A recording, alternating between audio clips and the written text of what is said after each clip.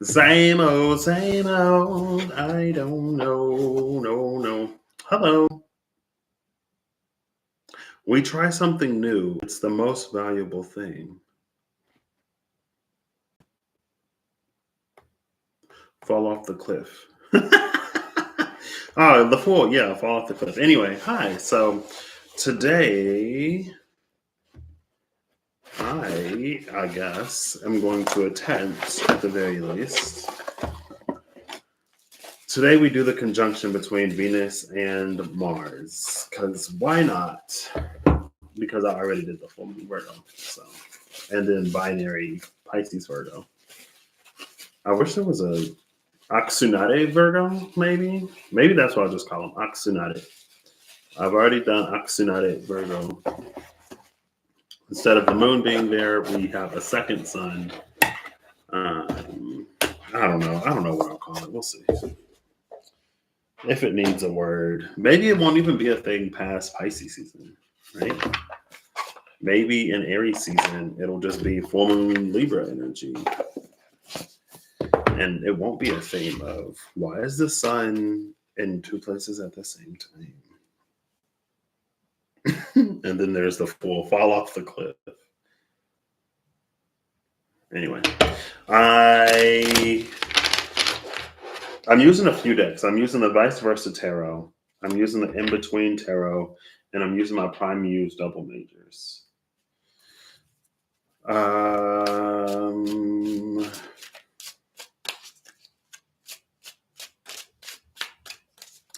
I almost wanted to use the Before and After Tarot.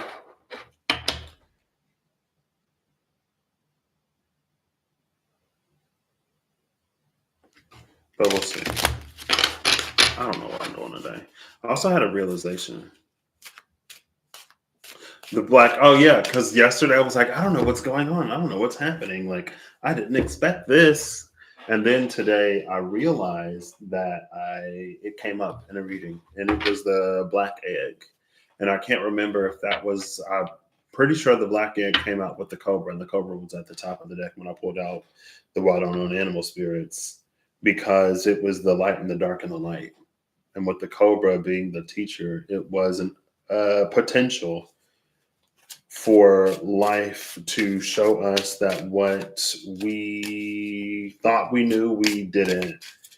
And what we once believed to be true, what we once put our faith in, what we once followed may not have been.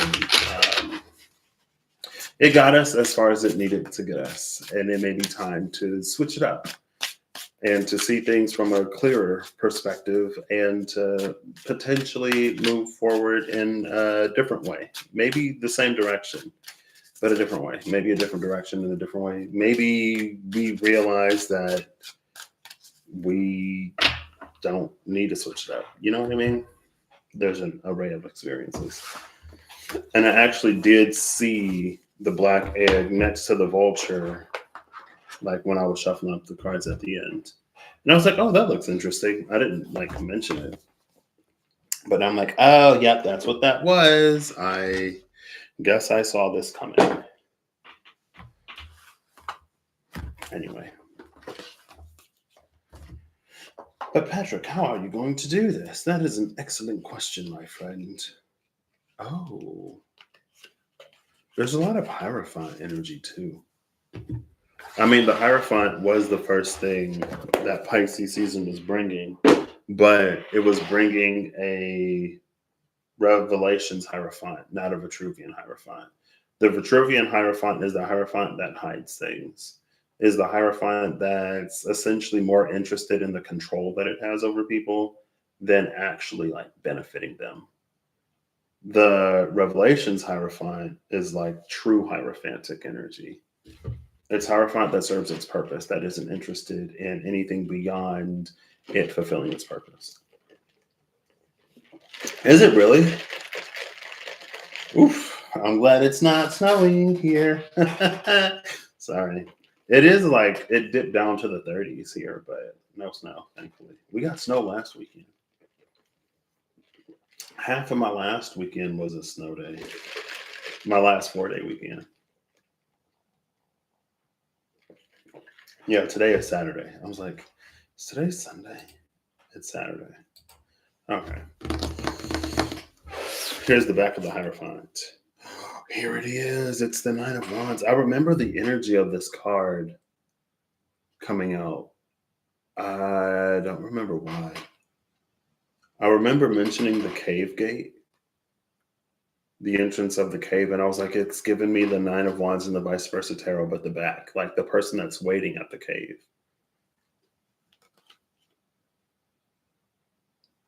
Why? Who knows? I don't remember. Oh, and then we see the magician. Cool. What are we doing? So,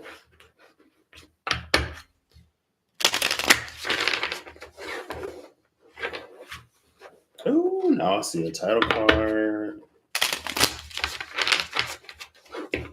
I got to make sure I like flip them, you know. And the magician is still there. Oh, see, but in the vice versa, like if cards flip over in the deck, that's just like them getting in the configuration that they need to get in to come out. However, showing whichever face they come out. It's not like if I was using another deck, I was like, oh, this card flipped over. No, they just fall onto the ground. Oh, okay, all right, calm down.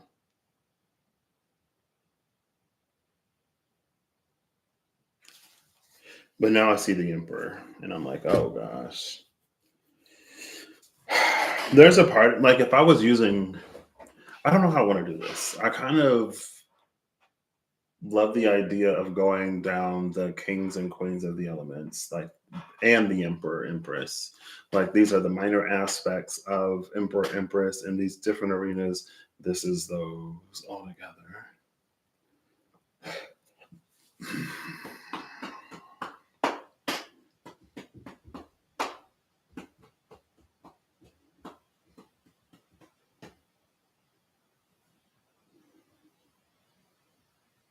I might grab the before and after tarot. All these cards. And look, we see the tower. Oof, oof, oof. Oof, oof, oof. Oh, snap. So with just the faces of the cards that I can see, we have this Ace of Cups. And look, there's a Queen of Pentacles. I was literally thinking about her and how she is the platinum rule where the Queen of Cups can be the golden rule. Treat others how they wish to be treated versus treat others how you wish to be treated. She's the one that can grow that seed. Right. Oh, look. And then she has is that a falcon in her antlers? She's almost giving me the energy of that Empress. Because the hawk had observed something yesterday and was going somewhere. We see the hawk perched on her antlers. Her and all of her abundance, her earthly throne, whatever. But the face that I see is the back of this Ace of Cups, and we see someone on a horse approaching this fountain. Is this where the Knight of Cups fills up his cup?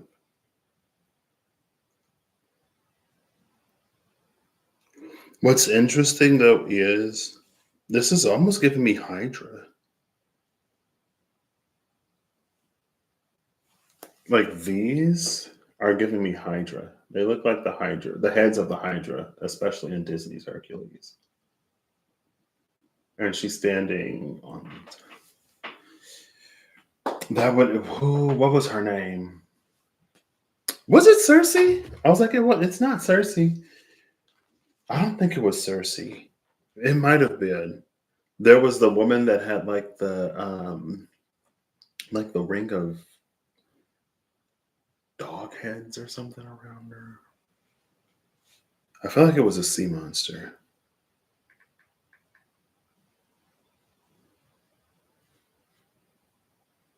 In the Odyssey, the witch.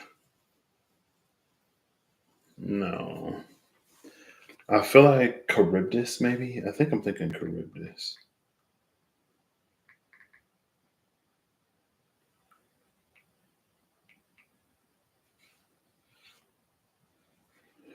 Sea monster, she Scylla. Was it Scylla? I don't know. We're gonna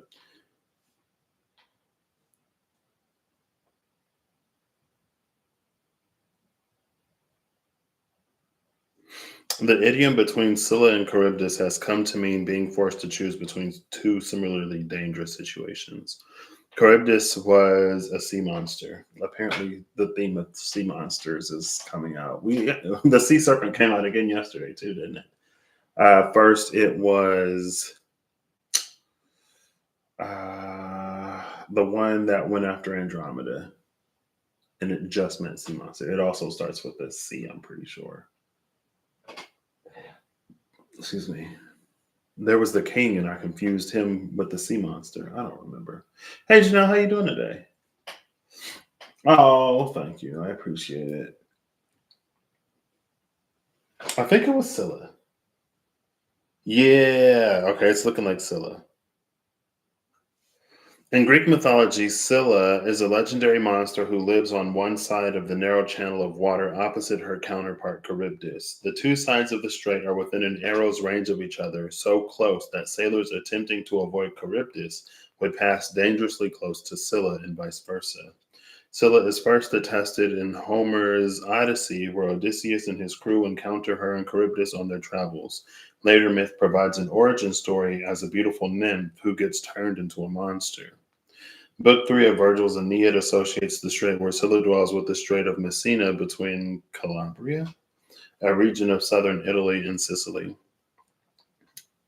The coastal town of Scylla in Calabria takes its name from the mythological figure of Scylla, but it's spelled with an I instead of a Y. And it's said to be the home of the nymph. Okay. But Scylla as a maiden with a Ketos tail and dog head sprouting from her body. So what was this? Like how the dog heads were like around her waist or whatever. That's what this was like low key giving me because the Hydra heads are at her feet. I don't know. Um, so anyway, we have the back of the Seven of Swords. It was like first these two came out. And when I was like, the thing about these cards is if they go face down in the deck, it's just revealing another face, and then it went and it hit the table, and then I kept shuffling and hit the table, and then a hole hit the table, but that was whatever.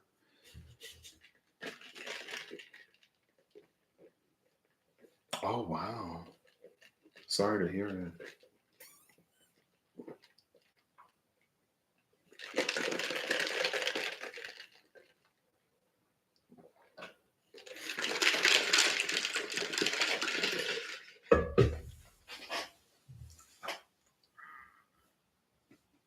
I feel like there's been a few here spread out over, I think it's been a minute, but over a few months, like last year, at the later half of the year last year.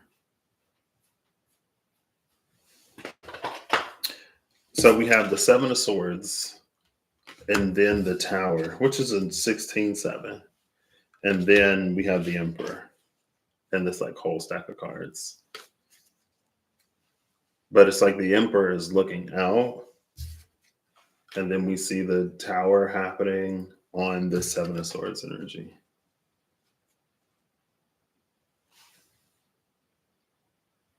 And that's like it's been the theme lately. That it's like it's Emperor energy. When new Mars energy shows up, it's Mars. Like if it's doing whatever, it's doing whatever with the reason. It's justified. If Mars shows up, it's justified. Mars ain't showing up just to show up for funsies and to cause havoc and problems anymore. And then we also see like the torch and whatever fire and ice under here. Oh my gosh, there's the Knight of Pentacles. Oof, Knight of Pentacles is like long gone. Oh, snap. Seven of Swords, Ten of Swords. And then we see that eclipse again. The eclipse that came out in the Two of Swords and the Emperor in the Water Known Tarot. The Four of Wands is behind this Emperor.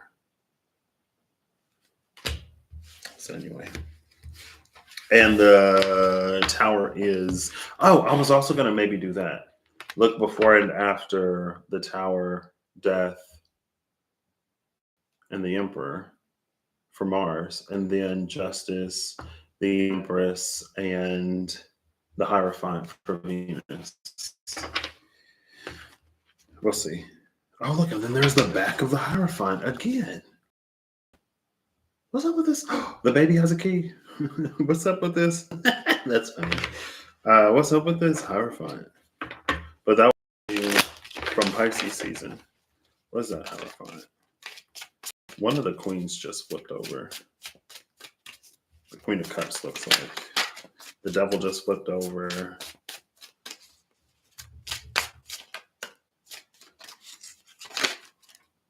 The Hermit just flipped over with a few cards.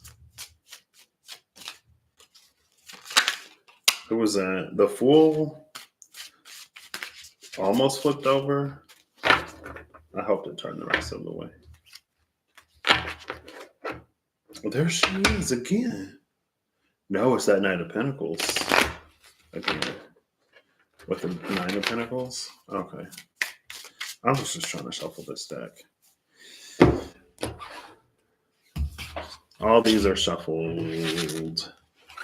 I'm going to grab the before and after tarot. I'll be right back. I'm literally just coming back here. I learned a lesson once, never again. I have to edit that video. I was scarred. I talk about stars.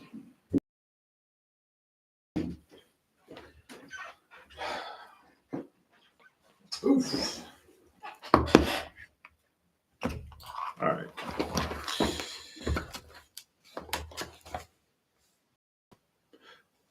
Foresight, a guide to the before tarot. Oof. Okay, let's not. We ain't got to tear the box up.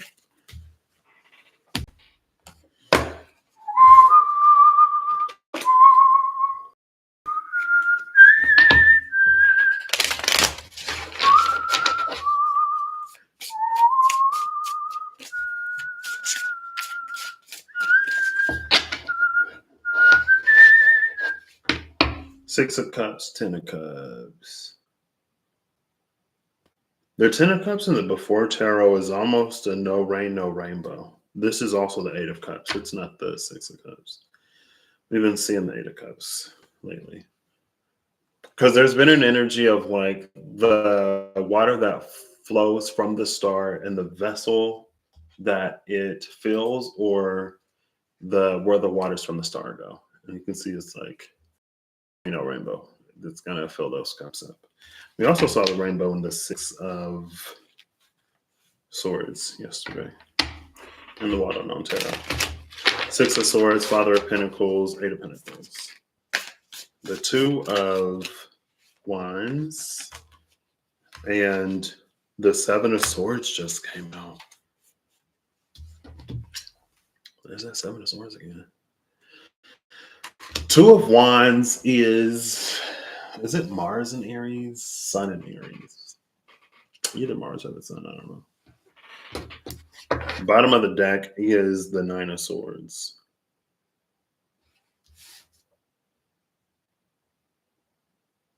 This is actually...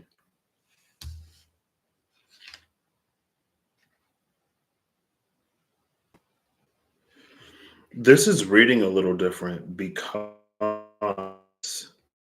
2 plus 7 equals 9. All of this is keeping this person, it's making it difficult for them to sleep.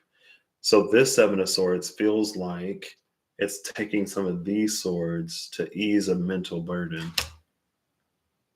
And then when there's only two swords, that Two of Swords, instead of it being like a impasse, it becomes this outlook.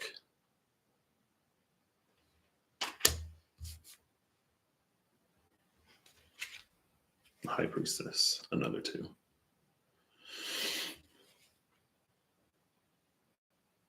And she's got the keys. Oh, snap. We've been seeing the Hierophant. I don't know if the High Priestess is looking to like hand out some keys. Or yeah.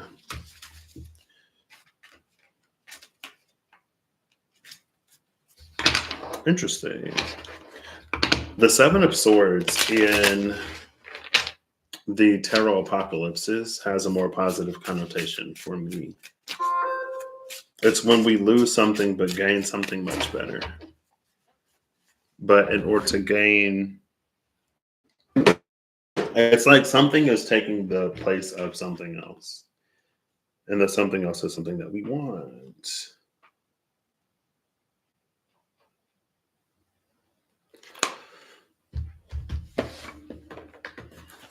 All right. I might have enough X to do all of it. See, what I was going to do is use the double majors to pull before and after, and then pull before and after these other decks to clarify. I don't know what I'm doing. I'm figuring it out. And there we have the Hermit, but this Hermit has the snake and the like. These are full grown. And the Hermit before, there's like an egg. And again, we oh look, and then the Ace of Wands is the Salamander with the wand, and now there's like the staff. Oh, there's no staff. There's a snake. Never mind. Just kidding. LOL. This is that uncoiled snake in the Death card from the Tarot of Dreams.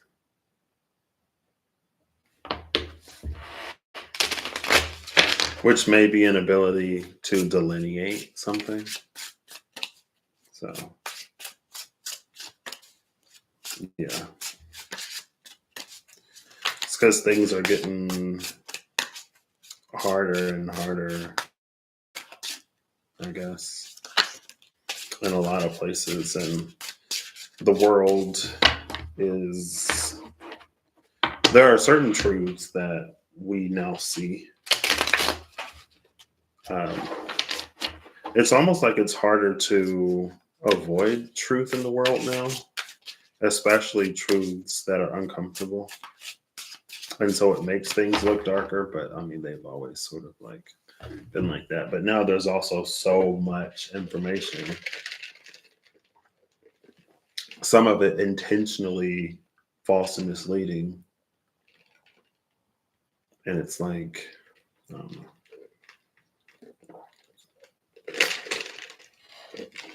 I remember Holly saying it was like 2020 light, and I remember that was happening in 2022.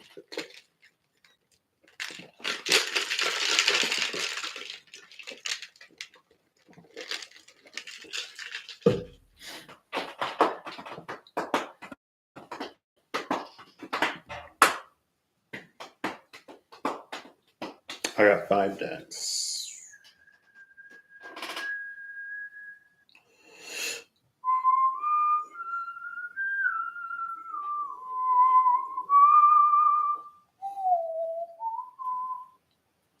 Before, after, in between, vice versa. And then the double majors. I'm going to pull the Emperor and Empress in the double majors. Mars is sitting as the Emperor because of the inner it's done in addition to its outer work. Venus is already the Empress. We'll start there and we'll go.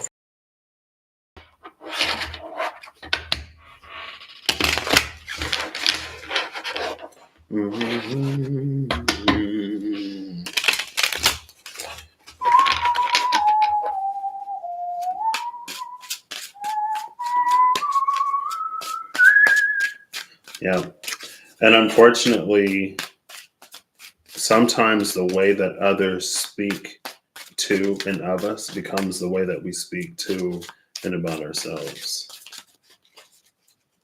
Which can be like positive, right?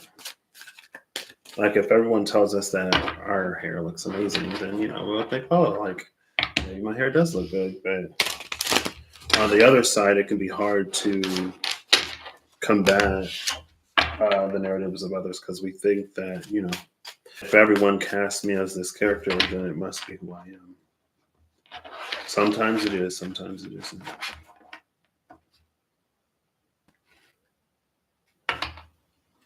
All right. We'll go with 2, a cut, and then we'll look for the Emperor and Empress. From the bottom, Knight of Pentacles, King of Wands, and the Empress. There are 2 emperors and empresses.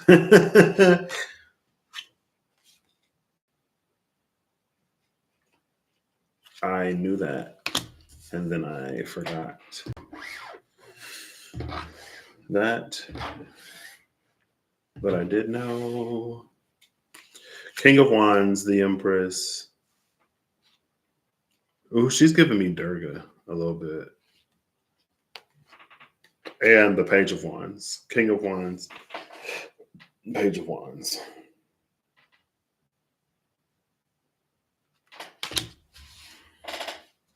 And then the Knight of Wands. All the wands except for the Queen.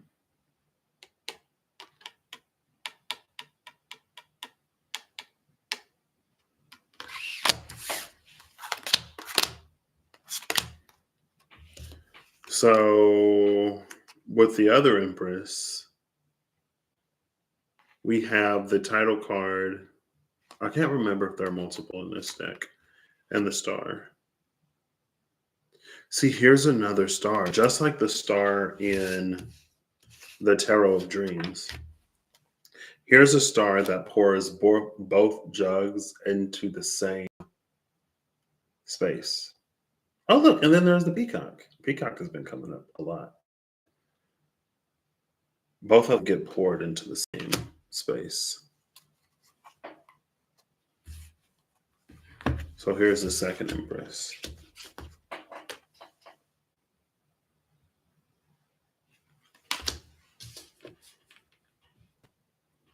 King of Wands, Page of Wands, Star, and the title card.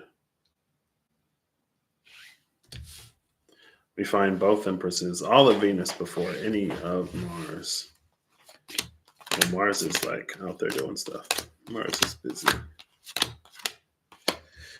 The Page of Wands again. Page of Wands, the Emperor, and the Tower. Well, and after the Tower is that Queen of Wands. The Queen of Wands that we don't see because the Empress is there.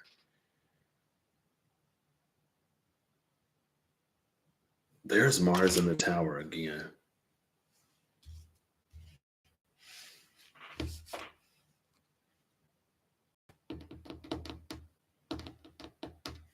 What's interesting is we see a crown in this tower. I ain't gonna necessarily say it's like a false king's energy, but false kings and true emperors, who knows?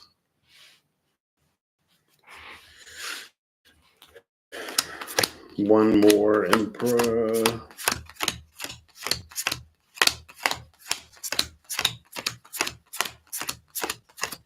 Ooh, car's gonna fall. Car's gonna slip. Car's gonna fall. Oh, this devil is in reverse. Probably the only card in reverse so far.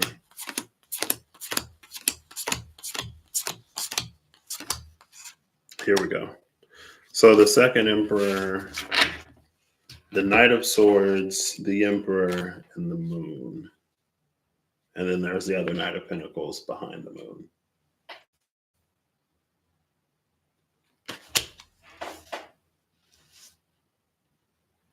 So to the left, we have Page of Wands, the Star, the Tower, the Moon. To the right, King of Wands, the title card, Page of Wands, Knight of Swords. This Knight of Swords in the Moon gives me the energy of the Son of Swords, 3 of Wands, 10 of Pentacles. Son of Swords, 3 of Wands, 6 of Pentacles. It was the Son of Swords that could see beyond, that could see through the portal. that knew that on the other side, something was ready to harvest. So judgment and the Knight of Pentacles. But this is a judgment where everyone's already been resurrected. Like they well on their way, they got dressed.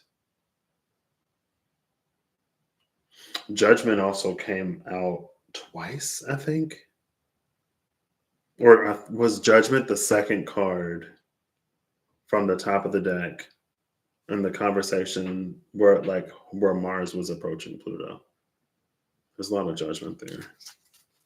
The Empress, as she leaves Pluto, was Tower coming for Devil energy.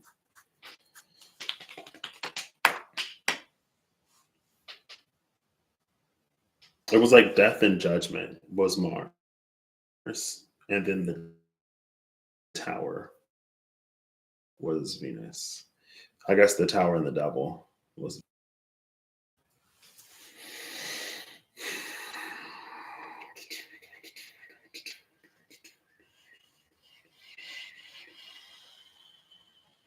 So what I'm gonna do is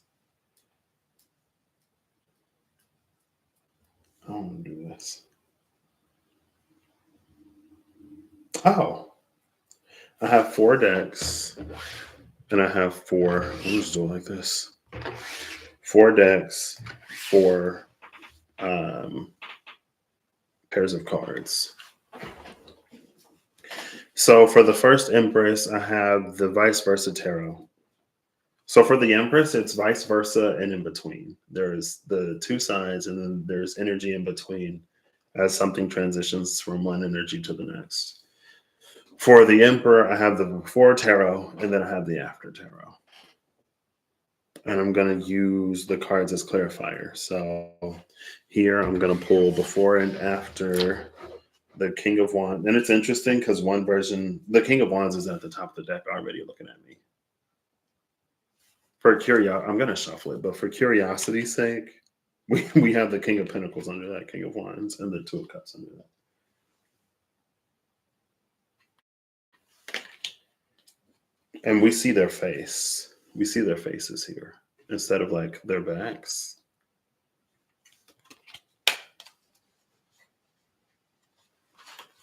See, that's why that Empress gives me the Durga, because there isn't a big cat on most Empresses. But that Empress was in the place of the Queen of Wands. The Queen of Wands has the black cat. This Empress has a big cat. And I was like, oh, the Empress is like because we saw the King of Wands, the Page of Wands, and the Knight of Wands. The only one missing was the Queen, and here she is as the Empress.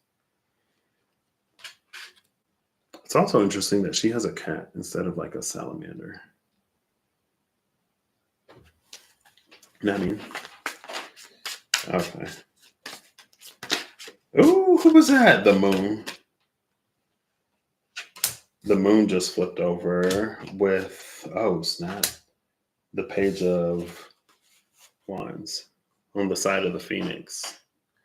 The Moon on this side is actually a solar eclipse. On the other side, it's like the Moon.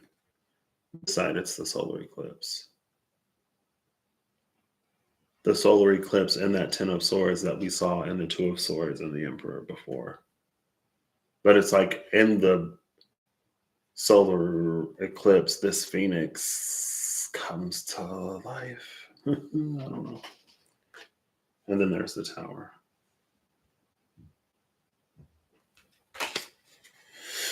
All right, one more. If I close my eyes, then I won't know what cards flip over. So, and now we have the Empress. This Empress, I don't know how I feel about her because her fields look a little dry to me. Maybe not. Today, she's actually giving me the energy of empowerment because of the golden grain. The golden grains that came out with that empowerment card yesterday. Okay. I think the 3 of Swords just flipped over. I'll give it one more and then a cut. Looking for a King of Wands, Page of Wands. I'm just going to go from the top. Justice.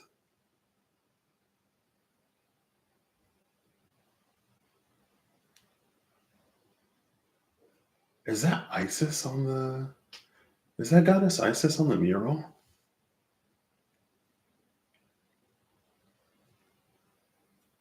It's interesting that goddess Isis is showing up. It's Virgo on the ground. Looks like Virgo on the ground. Goddess Isis on the wall. It's interesting that she shows up here because she's been showing up in the Three of Swords. But now instead of the energy of resurrection, she's coming up under the energy of justice. Of course, it could also be Mott, but she's giving me Goddess Isis today. I don't think there's anything on these scales. Or maybe it's just something that I can't see. Maybe that's the point. And then the Two of Swords is under that justice.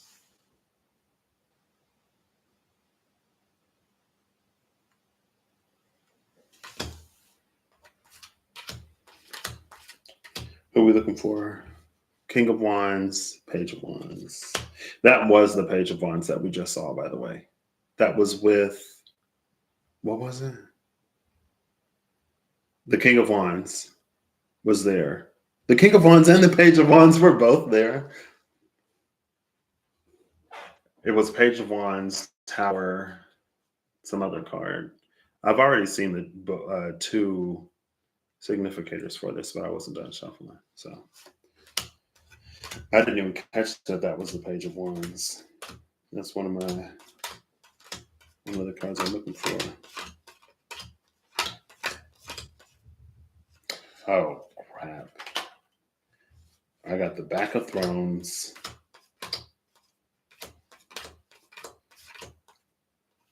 So this time we see the front of the Page of Wands, Page of Swords, and the Tower.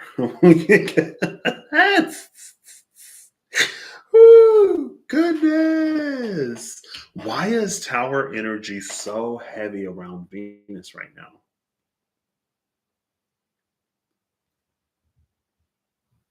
Like, because when I read it and when I read it, it's masculine energy that comes out as more involved with the Tower, but it's happening in the vicinity of feminine energy, in the vicinity of Venus. I don't know if Venus has like a front row seat, but that was also a part of the proving. It was a part of her confirmation.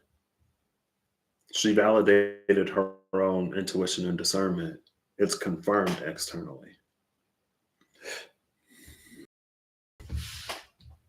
And then we see the title card after that. So before it is the Nine of Swords. After is the title card. But this Nine of Swords, I don't know. This one feels different. It almost gives me the energy of Swords of Revealing Light in Yu-Gi-Oh! Because they're swords of light.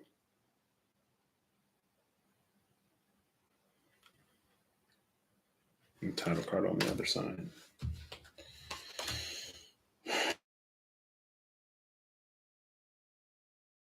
The King of Wands.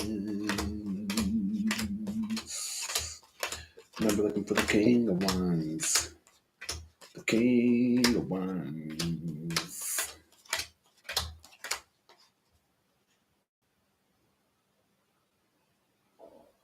Look at this Ten of Cups. I'm like, so in the Ten of Cups, we see the back of that Ace of Cups. First, I noticed like the Lotus. There's something about, I don't know if it's like light revealing something or if it's light serving as protection.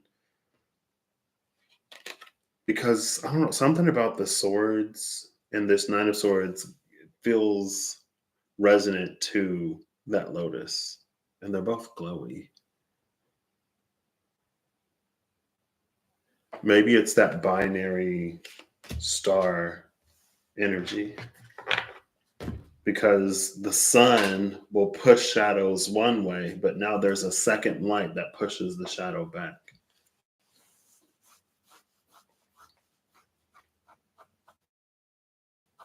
And then we have the priestess that came before her. The high priestess that's like pointing to the page on the book.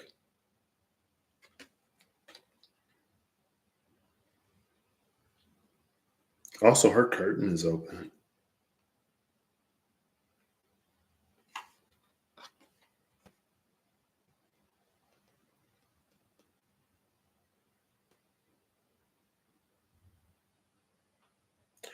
But there's a scroll on the floor. She's giving me like one of her feet is on this purple under. It's the purple flower as the enlightenment. That's the last time we saw purple. It was like with energetic movement. It's not energetic movement where we're just like, it was like, I was like, ooh. But the thing that's crazy about this is, so I'm like, there's that Ace of Cups up there in this Ten of Cups. Right behind it is that Ace of Cups. I was like, because I was about to, and I was like, oh my gosh, like there it is.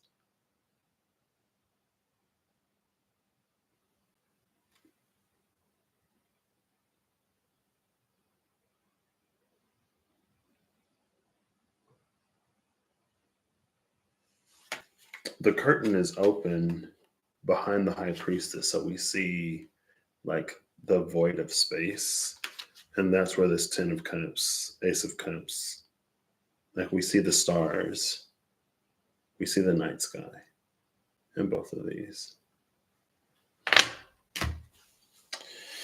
Still looking for the King of Wands. I could have passed him. Maybe it was his back and I didn't notice. Where is that King of Wands? Look, top of the deck is the Emperor. Or technically the bottom. The bottom of the deck is the Emperor. In that same space. This time we see the front of the Emperor rather than the back. The first time we saw the back of the Emperor with the tower striking in the background. Now we see the front of the Emperor. This is almost giving me that Ace of Pentacles that was inaccessible. So the Hierophant came out as the first thing Pisces season was bringing. And for some reason, it was the Revelations Hierophant, and it had the energy of the divine has the power to make ways and to close ways, to allow the impossible to be very much so possible, but also at the same time to make the mundane impossible. The divine can create obstacles that cannot be overcome, and it can remove obstacles that cannot be over. Anyway, it was an energy of something that was previously inaccessible is now accessible. And then when I pulled the Holy See in the Vitruvian edition, the Ace of Pentacles came out in reverse with another card that was there. And I was like, Ace of Pentacles in reverse, like it was not possible. This is feeling like that Ace of Pentacles. That is a gift from the Empress. The Ankh comes from the Empress. It's given to the Emperor. It's nothing that the Emperor can take. The Emperor can try, of course, but it's a gift. I don't know. So now we're going to do this again. It had to be his back. I overlooked the King of Wands. All right. One more time. We have the Seven of Cups, Strength, and the back of the Two of Swords. I love the Strength card. Also, she's giving me the Empress. This is the Empress. We see her golden grains.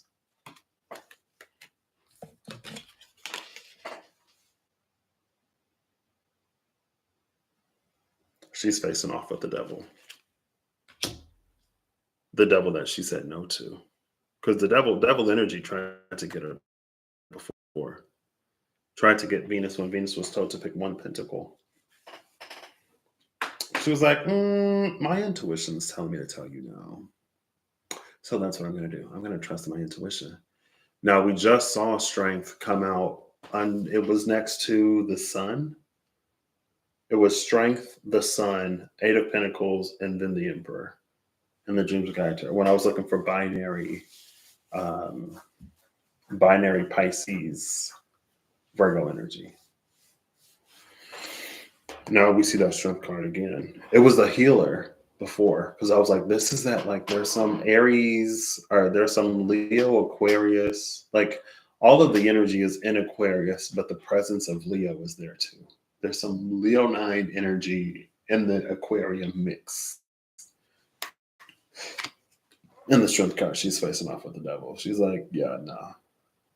Is this so? If you watched the Rare Gazelles Pisces reading yesterday, there was the Jaguar Panther, the Panther that defends. Like when you heal and integrate your shadow, it will protect you from external devils. It was the devil in reverse, the devil in reverse that came out. Like that's her big cat energy as she's facing off with the devil. And it's like, no. Cool. And then, yeah, the Two of Swords. The Two of Swords sometimes is one of, like, I love the Two of Swords sometimes. The Two of Swords has an energy to me that's like, it's almost like the title card for me. It's almost like the High Priestess, where it's like when the logic points in a certain direction, but something inside of us just can't get on board with it. It's a card of intuition, but it's a non-validated intuition.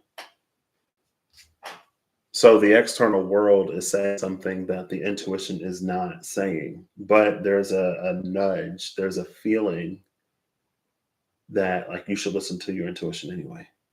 And that's why she's like blindfolded. It's not something that you can see because the outside world will tell you one thing very plainly and very clearly, but it's not that. That's why she still sits there. And we see the light of the moon. As I was talking about, again, that Empress energy, trusting her intuition, not giving in to devil energy. Maybe not knowing why at the moment. Maybe she's like, that's everything I want being offered to me, but why do I feel like it's going to cost something that I either can't pay or don't want to pay? Why do I feel like I'm going to lose so much more than what I'm gaining? Why is there something in me that's like not on board with this? Time will tell. I mean, and then there was the tower. The tower that happens, like, yeah, that's the reason why. King of Wands, King of Wands. Ooh. Now the Emperor is in between justice and the world. Well, the Emperor was already after the world, and then there's the world. Cool. Cool, cool, cool. That's the crocodile monster. The one that eats those of heavy hearts. Cool. King of Wands, where are you?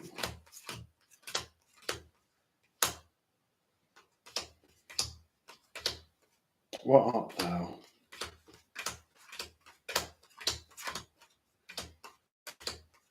I guess if I don't see it this go around, that's the King of Cups. This is the King of Swords.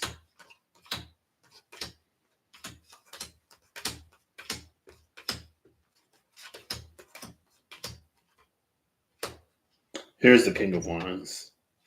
It's the back of the King of Wands. Ace of Swords, King of Wands, King of Pentacles. First, we saw the front of the King of Wands and the King of Pentacles. Now it's their backs. Like this King of Wands. Oh, snap. There's a snake here. There's a big snake. Woo. What's interesting, like I didn't even see the head of the snake. I saw the body of the snake coiled around this tree, and then I saw the head. Y'all remember the hermit? the Hermit and the hey Care Bear, how you doing today? The Hermit and the Prime Muse with the wolf and the snake. The snake hatched from the egg, and now this snake is like huge. Now, again, what's interesting is yesterday, the scorpion. Yesterday, it was the like when we can properly see, we can properly diagnose things. It wasn't a snake bite; it was a scorpion, and it was the thing with the egg. It was the cosmic egg. The snake is coiled around the cosmic egg. The snake is coiled around this infinite, limitless potential, that same rainbow energy. But if we stamp out the snake because we think it's the scorpion, we play ourselves. Now we've seen that snake hatch. Now this snake is huge. And it's with this Ace of Swords and this King of Pentacles.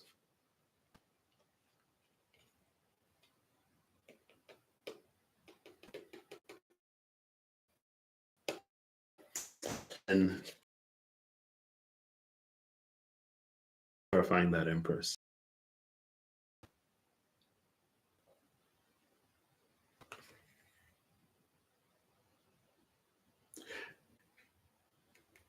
On the Scarlet Shield, on her shield, because the Scarlet Shield came out with a demon, there was the eagle that was eating the snake. Order winning out over chaos. But it doesn't feel like the eagle is bringing the wreath. This is like literally that Archangel Michael energy, or that Archangel Commander energy. This is Archangel Commander saying congratulations. The wreath is accomplishment, it's victory, it's the world. We saw the Emperor with the world both times. It was with justice in the world this last time. Again, if this, for whatever reason, if Mars is showing up, now it's showing up for the right reasons and in the right way. And if Mars seems a little extreme, it's because it's warranted. We may not know what's going on. We may not know anything, but it's like if Mars is showing up, it's warranted. It's deserved. This ain't your Mars where things just happen for no reason. This ain't the Mars that just goes off because it doesn't have the emotional capacity to express its feelings, because it hasn't been encouraged to, because it's actually been actively discouraged to. This is a Mars that is healed and whole. And if Mars is popping off, it's for good reason. Again. So there's an acknowledgement that this Ace of Swords has been used in the right way, in the correct way, because the eagle is bringing the wreath and the snake is still there. It's not the snake, it's the scorpion. And then again, we see the Page of Swords with his glowy sword. That's the same color as that bolt of lightning. That Page of Swords is literally flying. And there's something about this energy that's also at a distance. Like even when it was the Emperor and the other side of the tower. I don't know if the distance is because it's closer to Emperor energy, it's closer to Mars. And again, this is clarifying Venus. So the tower and tower energies are all over her. The tower is present in her energy, but she's not the one that's involved. She's not creating or causing tower, and the tower is not coming to her. She just stands witness to it. And again, maybe witnessing it is important because that's the confirmation when she validated her own intuition. She's going to find out why she said no to everything that she wanted. This is the Vice Versa Tarot.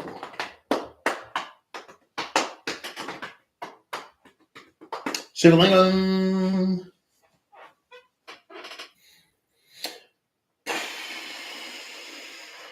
One of them is in April.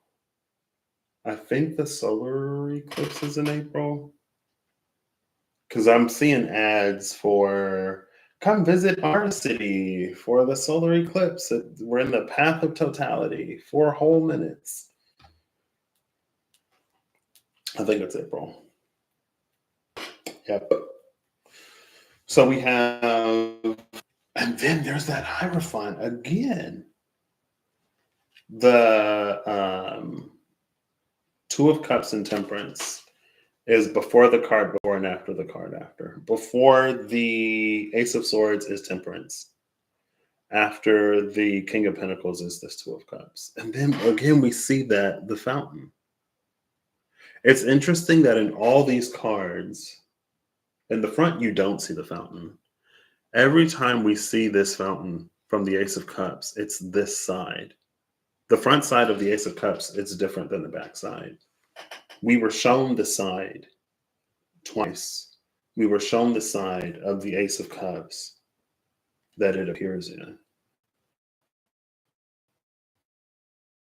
And how it appears in other cards. So again, it's almost that into being shown. It's like it validates the confirmation. Her intuition gave her and it was Scylla, which is like a monster, a sea monster. To sail, whatever the saying is, sailing between Charybdis and Scylla. When you try to avoid one thing, it's like a game of extremes. And trying to avoid one thing, we find ourselves on another extreme, which is just as dangerous in a different way, but it's just as dangerous. Or it's just as not helpful. But with this Two of Swords, this Empress energy, Venus has expertly navigated something. Because when Venus sees those towers fall, she's like, oh my gosh, that could have been me. If I would have done that, if I would have went there, if I would have talked to that person, if I would have walked down whatever, that could have been me in a not great way. Sometimes it's like, wow, this person got that opportunity. If only I would have, whatever, that could have been me. I missed my big break. It's not that kind. It's like a thank goodness I listened to my intuition. Something told me that even though that was everything I wanted, not to do it. And I'm so glad I did it, because look what's happening. All this tower energy. And then behind that Two of Cups is the back of the Hierophant. Again,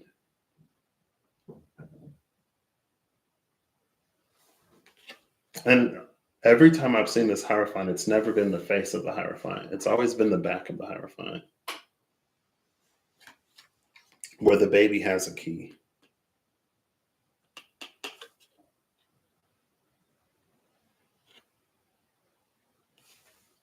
The baby has the key, and there was the High Priestess.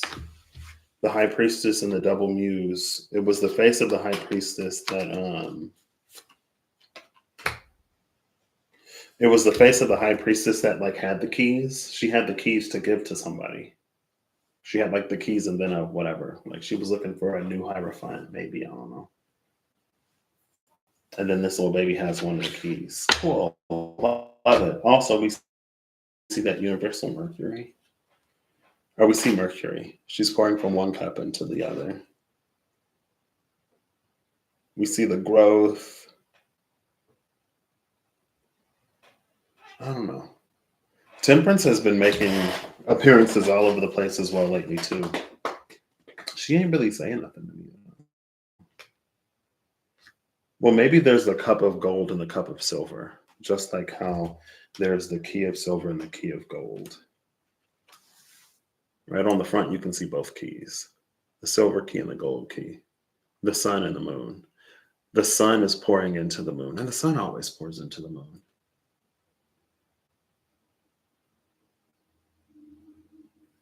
Oh, look, there's a little baby snake. Little baby snake on that key of Solomon, whatever, staff on the staff of the Hierophant. Now, this was the staff that was when I was reading Venus, that staff was in the hands of the angels. And it was there's a reason why the angels are holding this and not mankind. This is not a space for mankind to try to manipulate supernatural forces to accomplish their own means or whatever. To do that is to play with the fire of the devil. and to get burnt because tower energy is coming from that devil.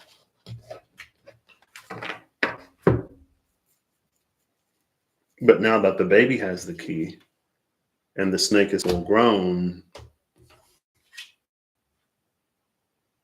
again, in the presence of Venus, it came out as something to not do. Venus and Mars are like playing by different rules. I don't know. Vice versa.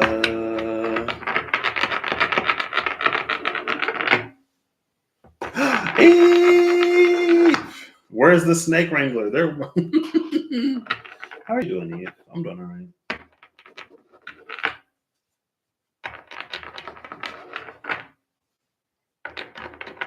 Ipso facto.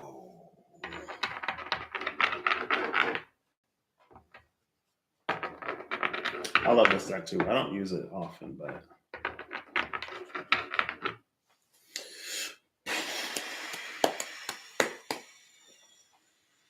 Two of Cups. Oh, I didn't catch that. Aw. Look, the two snakes are intertwining themselves here.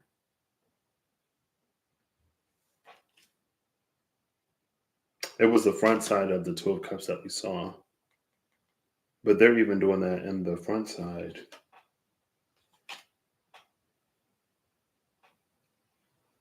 Y'all remember that Judgment card? The card of Judgment that I showed you. This one, the one that's literally here. I don't know. For some reason, the way that they're clothed is giving me this. So on the side of resurrection, this Two of Cups is happening.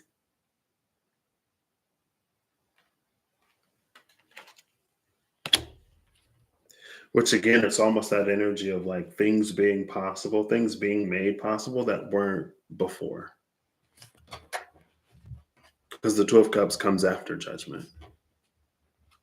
And these ain't skeletons being, they're fully clothed, they're fully dressed, skin and bone, flesh. I've been seeing I went to the gym with my mom today. There are a lot of families. It was like a husband, a wife, a male child, and a female child, like the nuclear family or whatever. There was one of them outside of the gym, like one family, and then there was a family inside of the gym.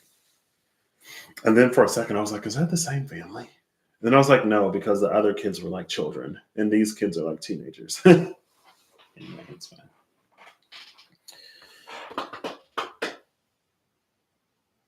So again, this is an Empress that's perfectly capable. We saw the Empress facing down the devil or staring down devil energy with her big cat. This Empress is perfectly capable, but for some reason, she ain't really doing nothing. It's not for her to do.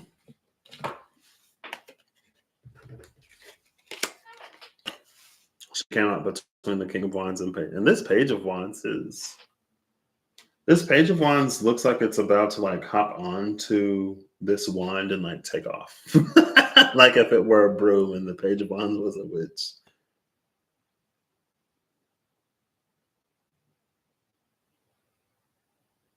There's the little salamander on this King of Wands.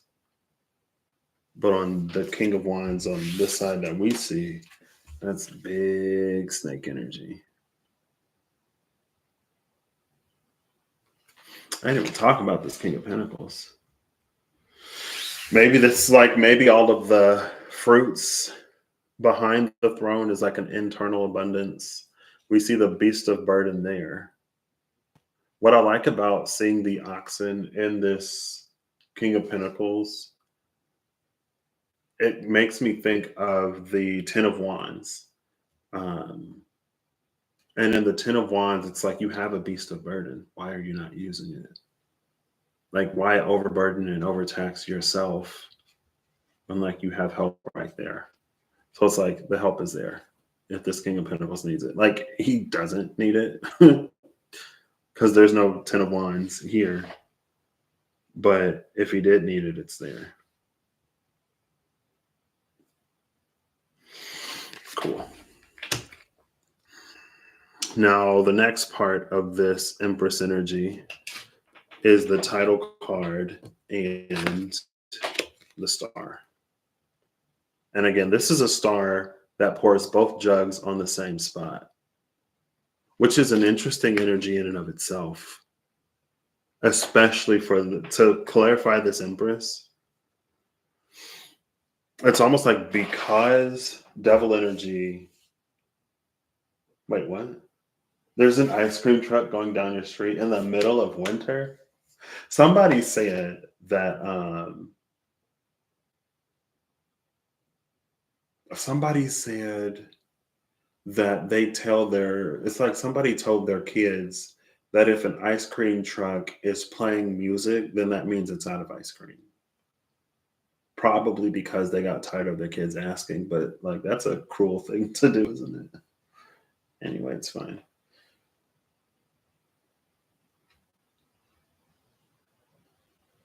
I just remembered that.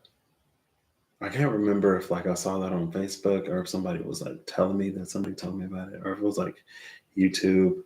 I remember saying like someone was like, yeah, like parent tells their kid that when an ice cream truck plays music, that means it's out of ice cream.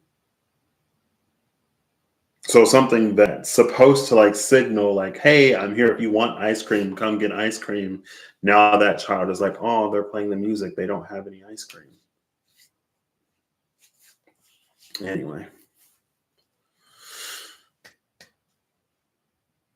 Something about this Empress energy could seem unfair to some. And it feels like it's because instead of the water being poured to the ground, it's being poured back in the water.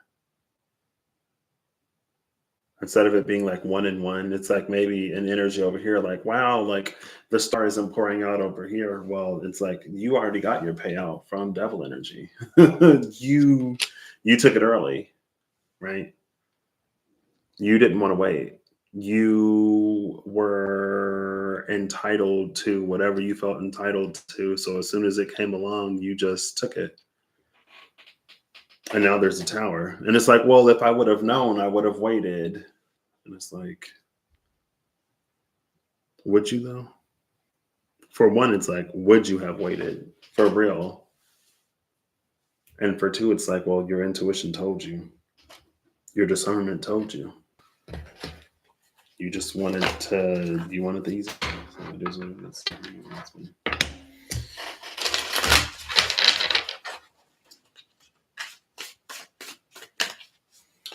Oof, 50 degrees. It was like 30. Oh, is it?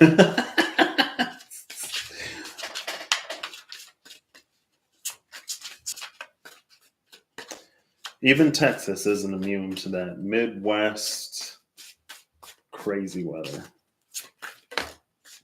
Ooh, a card flipped out face down. How am I going to do this? Because in the in between tarot, I can pick the card that it leads to and the card. Maybe I'll do both. Maybe I'll do both. Fun Dip. I remember Fun Dip. I feel like I haven't seen Fun Dip in a minute. Fun Dip Pop Rocks. I think I'll do both. Three of Swords, Ace of Cups, Two of Wands.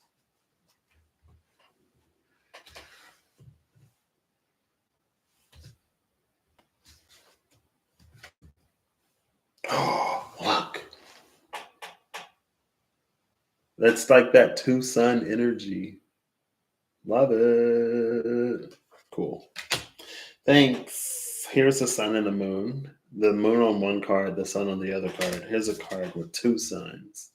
This is my binary. I'm going to use this deck from now on.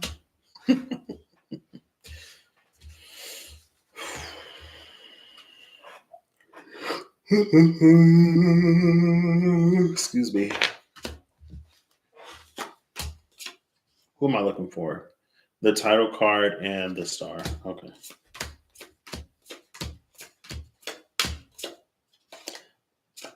Well, here's one title card.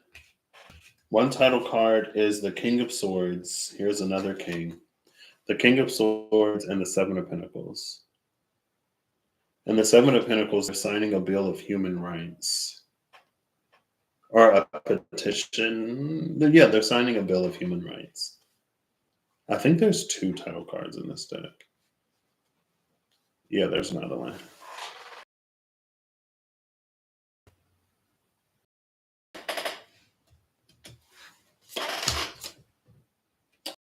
Right behind that is the Tower into the Star. And on the other side is, what is this? The Ten of Swords into the Ace of Swords. We saw the Ten of Swords in the Vice Versa Tarot. How do I do this one?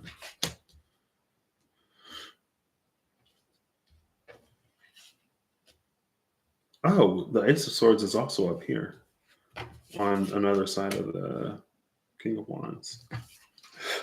We see 3 out of 4 kings here already. Again, Venus, Empress is bringing out the kings. Oh, you're fine. I'm just like gone. I just keep going.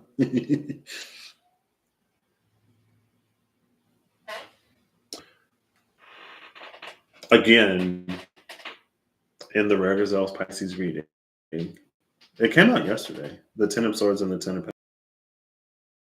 of Santa Muerte Tarot. And in the Santa Muerte Tarot, on the tens are butterflies. There's a butterfly on this Ten of Swords as one thing. And then the Ten of Swords came out with the Four of Wands as what the final card in the Wadanon Tarot. Because this Ten of Swords ending transitions into some kind of new beginning. I don't know if that's a truce or if that's like, I think it's a truce. Or if that's some kind of marriage ceremony type thing in the back. Also, is she handing him? Is it like a lotus? What's in her hand? It's making me think of that Ten of Cups, how there was the Ace of Cups coming out of that glowy lotus.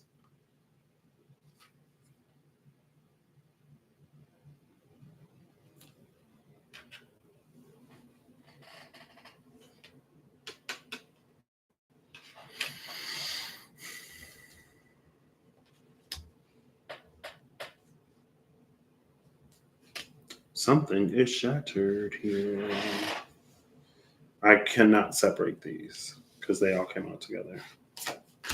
Cool. Ooh, okay. King of Wands into the Page of Wands. It almost like flew out of my hand, but I caught it. And we just saw the King of Wands up here with that Ace of Swords.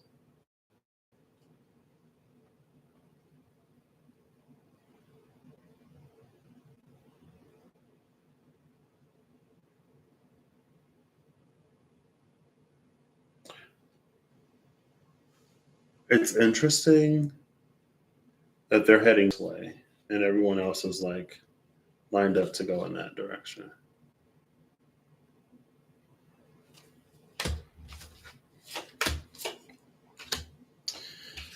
So what else am I looking for? Now I am looking for the other title. I know where the other title card is because it's double-sided. Yeah, because it's double-sided. So that title card I can literally go right to. I don't have to reveal every card. But I'm still looking for the star. So we have the Tower into star energy because this is the in-between tarot. Now I'm going to find the star into the moon as the other half of the star energy.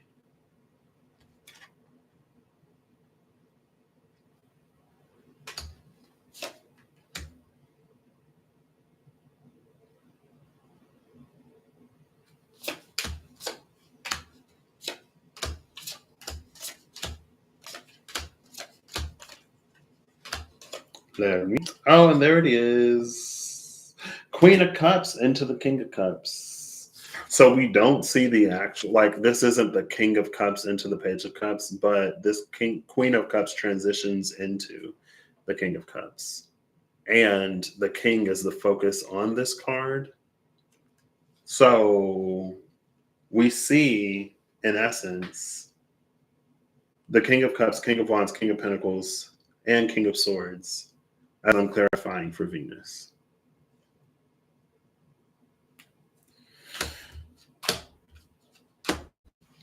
So it's the Hermit and the Queen of Cups on the side of the star as the star transitions into the moon. The Hermit transitions into the Wheel of Fortune. The Queen of Cups stands in the back with her child as the King of Cups takes center stage. Like Venus is allowing Mars to do something. Right? He is.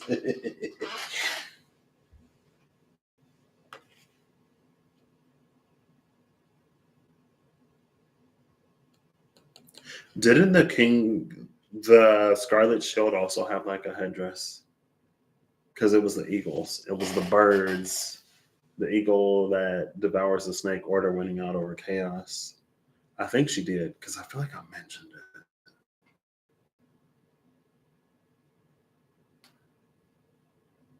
Also, the Hermit is here again. Full Moon Virgo. So I'm not surprised to see or Full Moon Virgo / binary star. I mean, this is binary star Virgo energy because, again, like literally, where was she?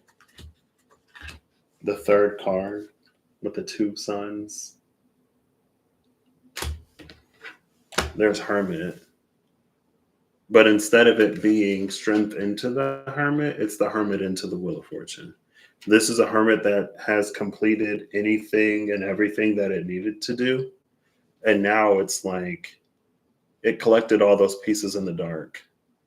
And it's like now it all comes together in some way where the Wheel of Fortune turns to reveal something. And again, we saw the snake in the Hermit card. And now it's like full grown. Because Venus isn't misdiagnosing. The Mother of Wands, Queen of Wands, is a snake in the Wado Tarot. And she's seen guarding eggs. So we got a whole bunch of cards to go through. What should I do? Should I jump right there? Or should I flip all these cards over? Since Venus is in the space of trusting her intuition, I'm going to leave all these cards face down. And I'm just going to go right for the card that I'm supposed to go to. There's only... okay, now it's on the floor. Is this the King of Cups? It is. It fell onto the floor. There was only one card after the other title card, and it's the King of Cups into the Page of Cups. So there's our King of Cups, celebrated and decorated when it's time for him to hand over his throne. Just like this King of Swords into the Page of Swords is handing over that. I don't know. It's interesting that we see the kings as elderly. But the Queen of Wands, I showed you the Queen of Wands. She wasn't.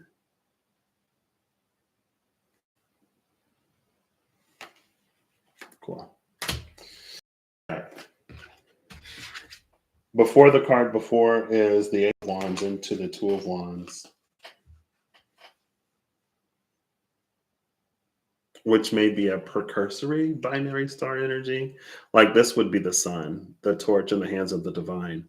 That's her putting that second sun there. Anyway. Who we got? The Page of Wands into the Knight of Wands. The title card and the Nine of Coins into the Ten of Coins. Victory to the suffragettes. Is this like title card graduation energy? Like, oh my gosh, we did it. We know how to get along. We know how to stand with each other instead of fighting against each other. Cool.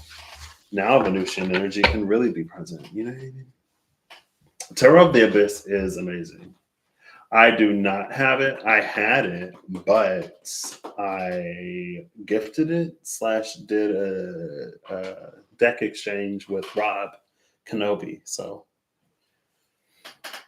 Rob Kenobi has the Tarot of the Abyss.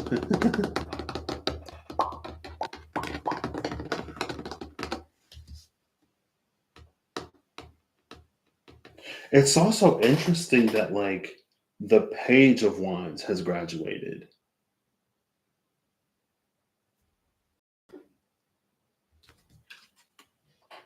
She's a genius. Maybe she's not like elderly when she hands over her throne. She's like a born genius. She graduated as a child. So, you know what I mean? And the Page of Wands is on the table twice. The Page of Wands clarifies the first Empress and the first Emperor. It's the only major that we see both versions of on the table, besides the Emperor and Empress, because they were my significators.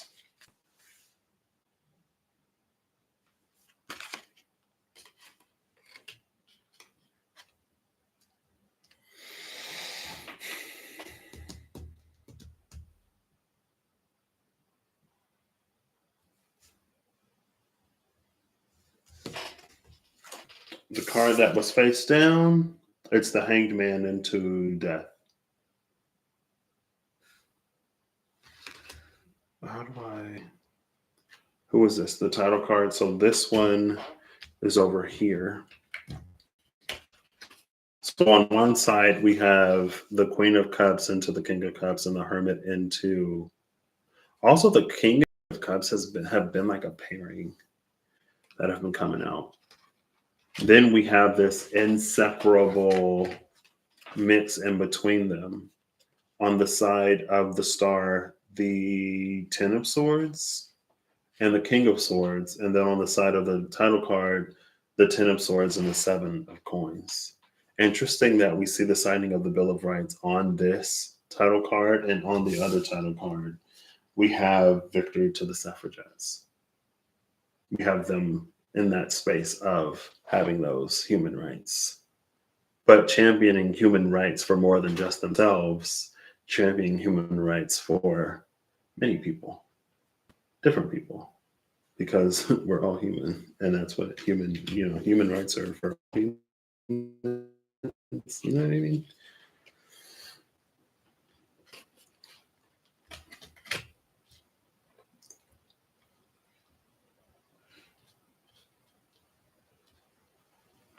So this one, around the star came the King of Swords and the precursor to that King of Cups energy.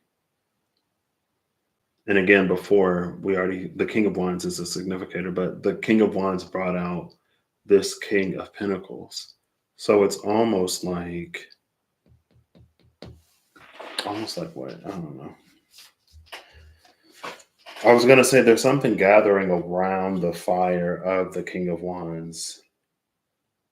If the King of Wands, see, you're using Rob Starman? Wait, are you really? I think I gave Rob my Starman because he was like, I gave my Starman away. So I did 2 exchanges with Rob. I got the New World Tarot and the Good Tarot. I'm pretty sure I gave him my Starman and my Tarot of the Abyss. Wow. I was like, you can take it.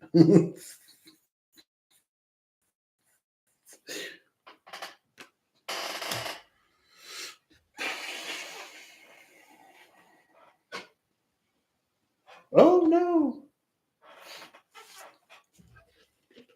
That's hilarious. Now I have to find somebody to give me their Starman to keep the chain going. And then they would have to find somebody to give them their Starman.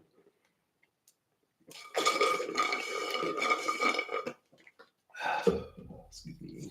What is this Hangman into Death doing here?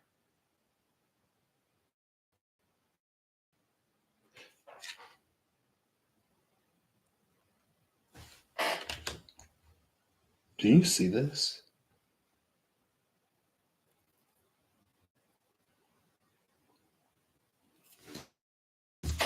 Look at that. You see those flowers and mushrooms? It feels like Empress energy. Like this is feeling like a jailbreak, or it's feeling like a rescue. Like Empress energy caused these plants to come down, grow around this guy, and then it's gonna like pull him up or save him. This is some like Harry Houdini great escape type energy. But I feel like people are gonna think that this hangman died, but he's actually being rescued by the Empress. Because the emperor gifts life or authority over life to the emperor. The ankh that the emperor holds is a gift from the empress.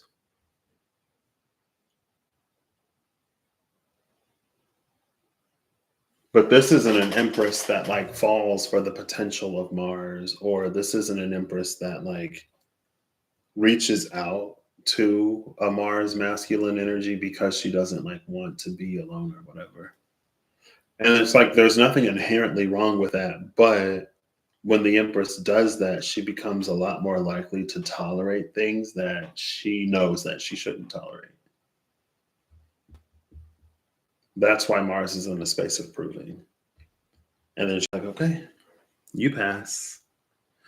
And I feel like, honestly, low key, part of this feels like a Mars that doesn't even know that he's being observed by the Empress because he's so focused on whatever he's doing. Now, the tower did actually come out with the Emperor down here. And again, there was that like false kings energy. Or it's like the Emperor is back. So there's a new sheriff in town. Doesn't have to be. But that is under the moon. So this is the before tarot. I didn't know until, oh look, the Emperor was at the bottom of the deck with a Fool. I didn't know the Emperor was down there, but there he is. Aww, with the little lamb. Isn't that cute? Isn't that Emperor cute? He's got the lamb. I tell you, like, this is good Emperor energy. This isn't the Emperor that was with that Three of Swords. That's all about control and the illusion of control. So we're looking before and after the Page of Wands, the Tower. Give it one more. A cut. Let's go. See ya, Holly. Enjoy all day. Excuse me. We have the Five of Swords, the Page of Swords, and the Six of Pentacles in reverse. You see this Five of Swords? I love this Five of Swords. This Five of Swords is my don't start no stuff, won't be no stuff energy. I feel like a lot of times we see the Five of Swords, we see somebody who did way too much. The Five of Swords can come off as a bully. But in this Five of Swords, you can see that this person was provoked. Like this is someone who's acting in self-defense. That's how I'm reading it today. This is somebody who's like, I'm not out there just cause. And it's funny because I was talking about bullies with my buddy the other night. And then I was talking about how there was this kid who got into a lot of fights, but he was like chill. And there was this kid who was like picking a fight with him.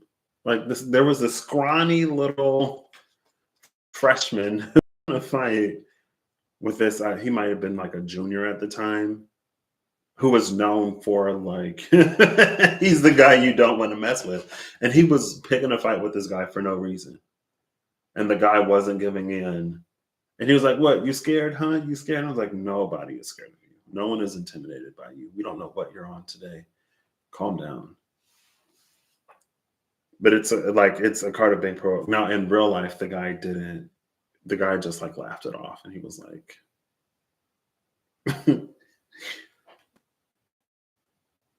but it's like sometimes people will provoke someone, and then that literally happened the other day. Somebody picked a fight with someone who never fights. So I guess they thought it would be an easy fight, but it was not, and they lost.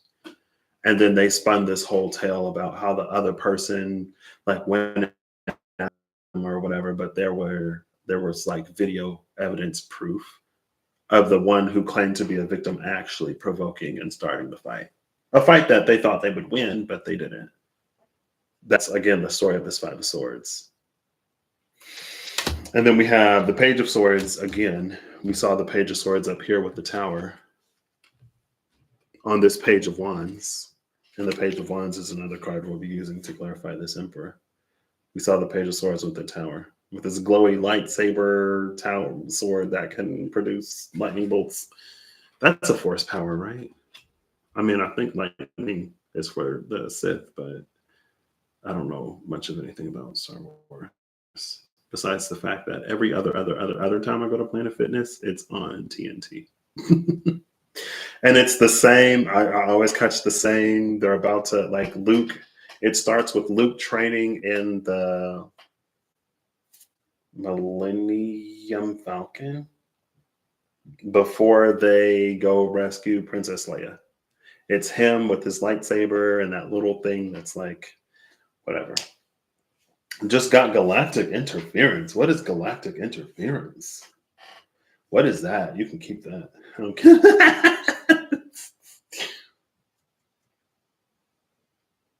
But we see this Page of Swords up here. Look at how like beefy this Page of Swords is. Usually the Page of Swords, especially in the Witch's Tarot, is this little scrawny, doesn't know one end of the sword from the other. Again, this ain't the one to mess with. This is the don't start no stuff, won't be no stuff. Don't come. Like, it could be easy to look at this Page of Swords and go, oh, you're just a page. I can take you. You're just a page.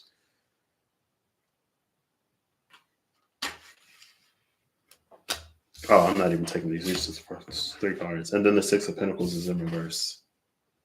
Maybe this is like an appearances can be deceiving.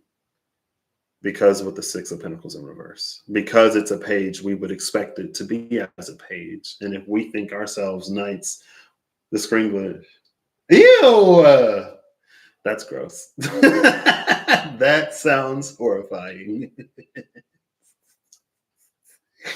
Ew, ew. It's like if we think ourselves a knight or a king or a queen, we can pick on this page. And then we end up in that Five of Swords. They're already running away. They already know, hey, they told us to come up in here. We don't want no smoke.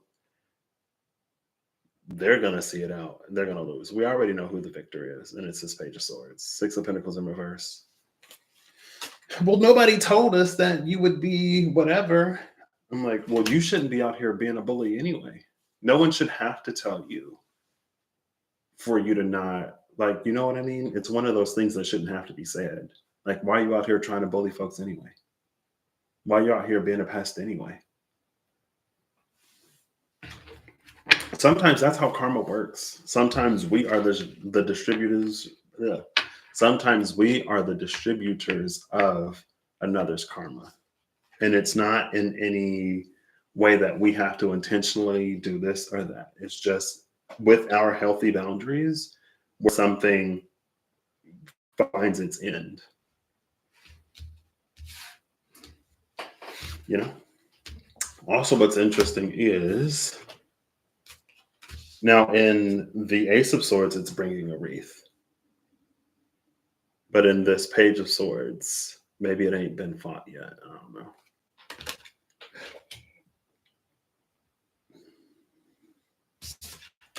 Cool. Looking for the Tower and the Page of Wands. Do I have reversals in this deck? I'm putting them all up right now. The Tower and the Page of Wands. Oh, look, another Emperor with an Ace of Swords. Cool, love it.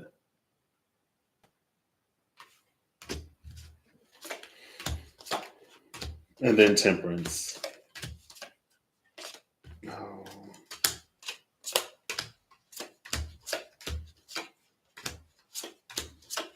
Page of Wands and the Tower.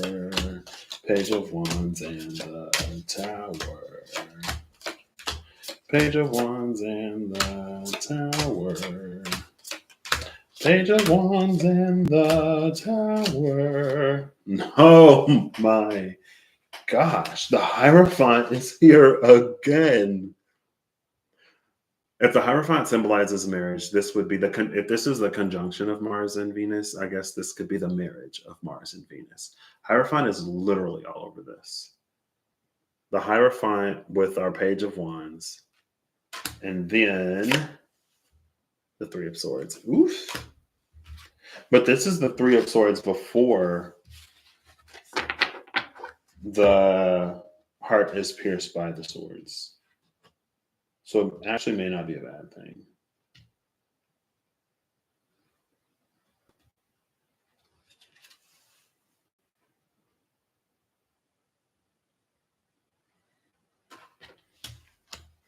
I kind of, I don't know how I feel about this Hierophant. If these are the hands of the divine, then this would be the divine crowning someone Hierophant. Just like there was the high priestess with the two keys that was waiting for, or who saw that, who was going to hand the keys of the kingdom to someone.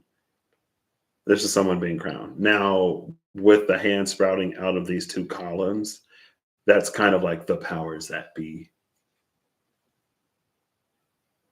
But if those are the hands of the divine, this is someone who was ordained by the divine, not someone who was self-ordained or ordained by some university or some organization or some other person to bring forward its word and to put its interpretation out into the world. This is the divine itself. So, is it really glitching? Is it still glitching? Oh, well. The Emperor, and then there's our Queen of Cups. The Queen of Cups. Oh, and I told you, the King and the Queen of Cups are like together. We saw the Queen of Cups into the King of Cups. It's literally right here. King of Cups into Queen of Cups into the King of Cups. Here they are together. In between the Knight and the Magician. Knight of Swords, King of Cups, Queen of Cups, the Magician, and then it was that Hierophant. And they come out close to the Hierophant because the King of Cups and the Two of Cups flipped out of the Witch's Tarot. Bottom of the deck was Queen of Cups, Four of Wands, Hierophant, and Justice. Not only is the King and Queen of Cups, like, not only are they coming out together, they're also close to the Hierophant. But then there's that Knight of Swords that we've also been seeing. The Knight of Swords that could look through the portal, that knew that that Six of Wands was ripe on the other side of that Three of Wands. This is a heart that has not yet been pierced by these swords, which I love because it's not jaded. I feel like it's easy to be like, oh, especially because this is clarifying the Page of Wands. It's easy to be like, oh, well, just you wait. Just you wait. This person is going to disappoint you just like other people disappointed you. You're going to be just as disillusioned by life as I am. You're going to give up on your dreams just like I did. Wait until you face reality. And this Page of Wands, never the case. And again, this is that bitter, petty jealousy. Because those who are jaded, those who are disappointed and frustrated in their own lives, will come and try to break the heart of this Page of Wands preemptively. Again, like the Hierophant ain't even, like the crown ain't even touched his head yet. But sometimes people can see this. It's almost like sometimes people can see potential. Sometimes people can see anointing. Sometimes people can see things for people. And because things didn't work out for them, they get hostile and they try to come in and ruin something. And it's like, doesn't necessarily have to be the case. The swords ain't pierced the heart. Dude ain't even got the crown on yet. It's like someone themselves may not even know why. It's like maybe you just trigger the insecurities and jealousies of people. And so then going back to, I think, what Janelle was saying earlier, these would be people that feed a negative narrative to this person. And if this person isn't, they will believe that about themselves. I told you, the Five of Swords today is like, don't start no stuff, won't be no stuff. And again, like this emperor is sitting next to the tower. You know what I mean? This emperor is sitting in between the Page of Wands and the tower. We saw this side of the tower. Yeah, that's what happened. I was shuffling the deck and two cards fell out, a whole bunch of cards fell out. And it was the tower. The Page of Wands, I think, was under the emperor, and there was another. We saw that side with this. This is what we saw. They came out together. This is what we saw.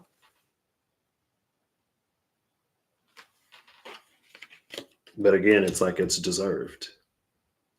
How are you going to instigate something and then, I don't know. But people be like that. Apparently on the internet, people be like that. Like, oh, I thought you were like a light worker or whatever. Why are you whatever? You're acting low vibrational.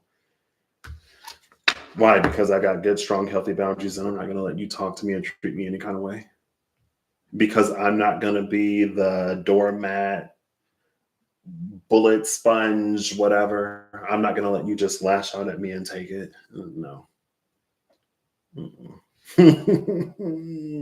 Fortunately, I don't get too many of those myself personally. And when I do, I'm real quick to be like, you don't own anything over here. You don't come over here and tell me to just do anything for you. There's plenty of people out here who'll do it for free. Obviously, we're not meant to engage in that way because if we were, you wouldn't be approaching me like this. You can take that entitlement somewhere else. But anyway, it is kind of wild. Now we're looking for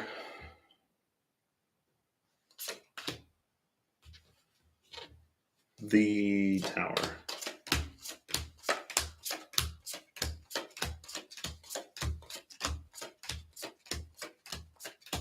But people for real would be like, wow, like I was supposed to be able to bully you. Why are you? And it's like, again, like we shouldn't try to talk to me like this or whatever. Who, like, we shouldn't be, again, like we shouldn't be treating people like that anyway. It's wild. Empress in reverse between the Wheel of Fortune and the Moon.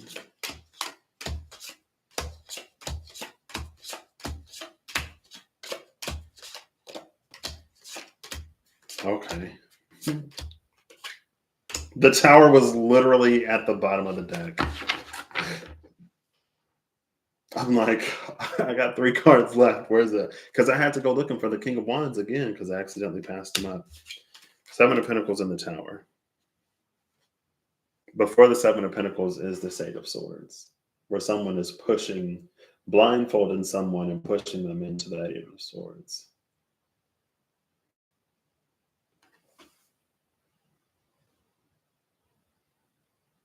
Again, this almost feels like it plays on this energy. If that Page of Wands, who is very beefy, who is very capable, remember, like there's the Falcon, there's the messenger of the divine, the eyes of the divine already see this person.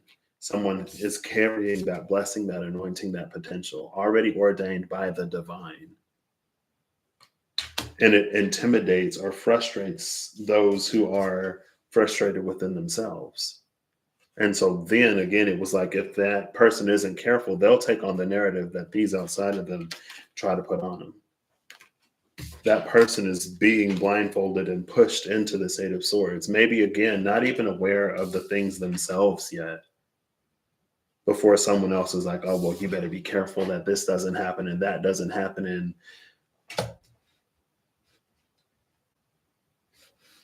And again, sometimes there are some who will do it out of love because they want us to be prepared for the real world. Sometimes there will be people who break our hearts and hurt our feelings so that when the world tries to do the same, we'll be prepared for it. And it is what it is. It is what it is.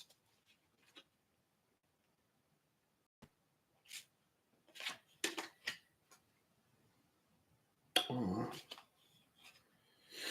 Here's the Queen of Wands. You can see the black cat and the Empress that has that big cat energy. Again, she's given because Durga's mount is a big cat.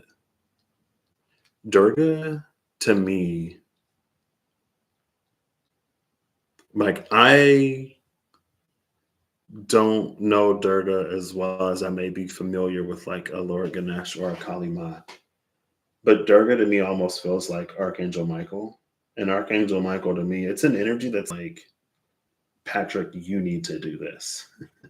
And Patrick sometimes don't want to do nothing. Patrick don't want to be put in the spotlight. Patrick don't want to be put up on the block. Patrick don't want to be told what to do sometimes.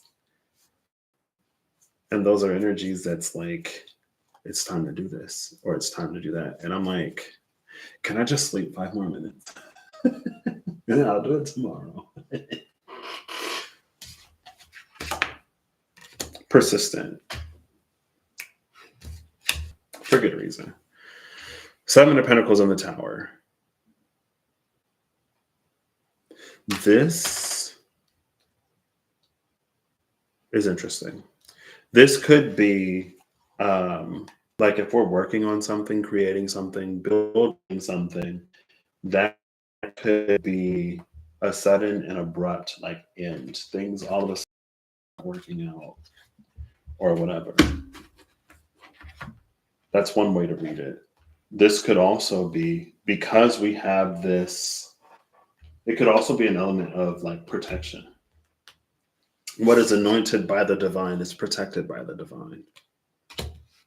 And so the 5 of Swords energies is again, it's like don't start no stuff, won't be no stuff, playing with fire and getting burned. So it's like anything that this Emperor energy is working on, anything that they're growing, anything that they're cultivating is protected. And if there's anything that would threaten that, they fall to the Tower. Again, it's like you can see, this is the before tarot. In the before tarot, lightning is striking around the Tower as if it's protecting the Tower. So the best thing for this Mars would be to like stay on top of your stuff, do what you know you need to do. Don't act foolish. Don't be out there, big ego, and now like that Mars will call a Tower upon itself because of its ego. I mean, like this is a Page of Wands. Like it's a child.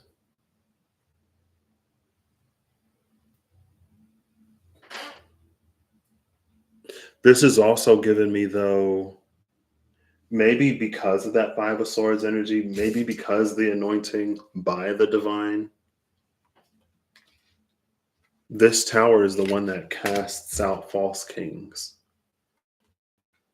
That guy, the one with the crown. So maybe there are those who sit in the space of Hierophant who feel threatened by this little whatever, and so they do whatever. But again, it's like, be careful. For all of the Hierophants knowing, as soon as you stop listening to the voice of the divine, and as soon as you stop acting in alignment with the divine, you lose the protection of it. And doing this to people, especially like undeservingly, But that was the black egg with the cobra, the dark and the light and the dark, to see the truth of what one believes and whatever way that truth is to be revealed.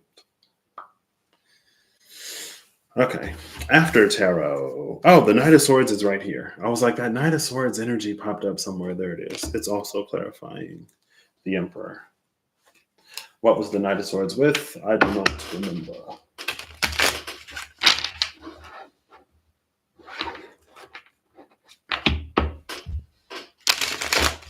What I do like about this is, though, we see that Mars is cultivating something. Mars is building something, which makes sense because Mars has been working in conjunction with Saturn to learn to not be, to not work against its own goals, right? To not be so whatever that it burns down its own crop.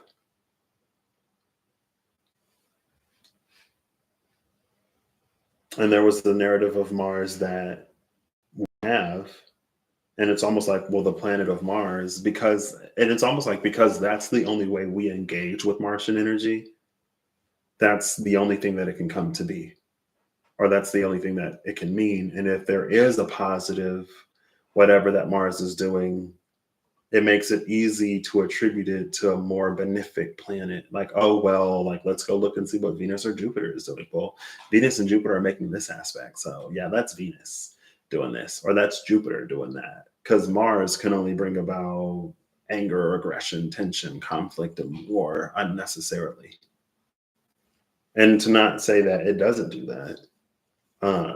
But again, like, there are positive aspects to it, and these are the positive aspects. This is a Mars that has reclaimed the truth of what it is and the truth of who it is. A Mars that is recognized by the divine. And again, we saw that as Mars approached Pluto. It was in the space of the magician and the high priestess. That's why Mars becomes a conduit of, it's like, if Mars shows up, and if Mars is coming in as a tower, it's for good reason. It's like Mars coming in as a tower, the deserved tower, rather than just like death as Scorpio. It's coming in as the tower. And to come in as the tower, it has to integrate both the emperor and the death, rebirth, for the sake of rebirth aspects. So this Mars has healed its own heart, has expelled. It's almost like, if you, for me, I've seen like movies and anime with like super muscular dudes, and it's like if you stab them, they can like flex their muscles to like hold on to the sword to keep you within pummeling range, or they can like contract their muscles to like push the sword out. So like Mars flexed its heart and pushed the swords out of its own heart. Mars went through that healing. And then you're like, oh my gosh, I didn't know you could use muscles like that. And Mars is like, well, you got to have muscles like that to use muscles like that. So don't try this at home. Because if you ain't got the muscles like that, you'll just end up wounded. And we can be convinced to do all kinds of stuff, girl. And it's like, again, like, I know that I'm not Superman. So you ain't about to see me out here just letting myself get poked and prodded and stabbed. I'm not looking at Mars flexing its muscles and going like, oh, I can do that. Look at me. I know I can. It's like, no.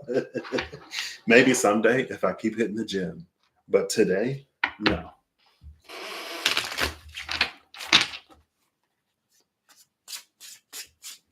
But again, it's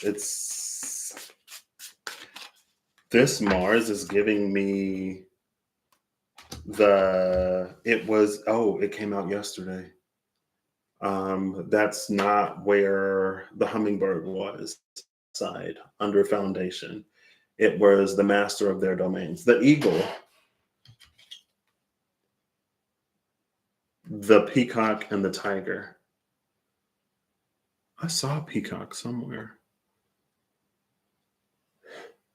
Where was it? I'm gonna find it real quick.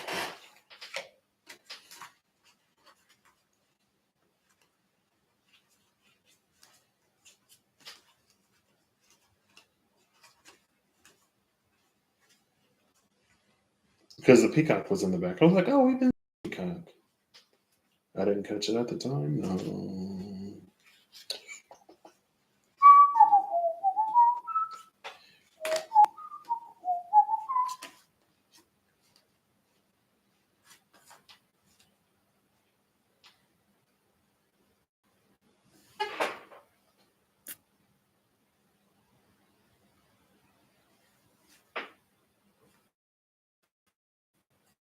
I think it was in this deck. Because of the way that I saw it illustrated, I'm pretty sure it was in this deck. But we'll see. We'll see. We'll see.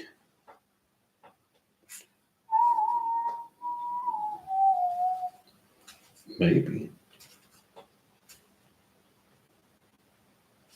I don't see it. I thought it was in here.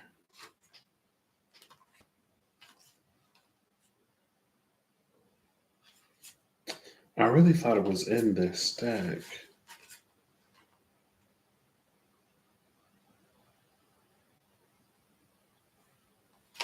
One second. No, I'm like, or was it in the vice versa? The way that it was drawn, I am so sure it was in this deck because I don't, I don't know of another deck that I have where it would have been that, where it would have looked like that.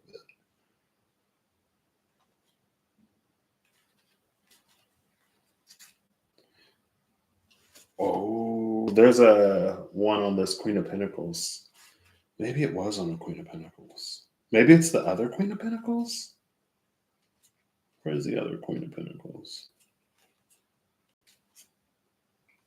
I'm seeing the Queen of Wands and the Queen of Swords. Where that Queen of Pentacles at? The other Queen of Pentacles.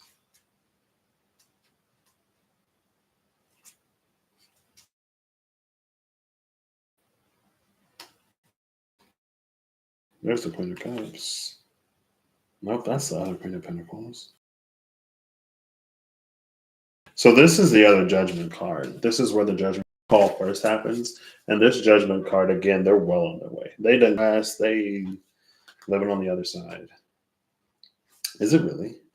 Look, there's the Lotus.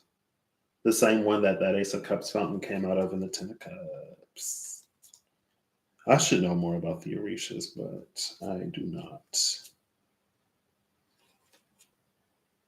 I got something like I have a resource that I know I need to use to learn.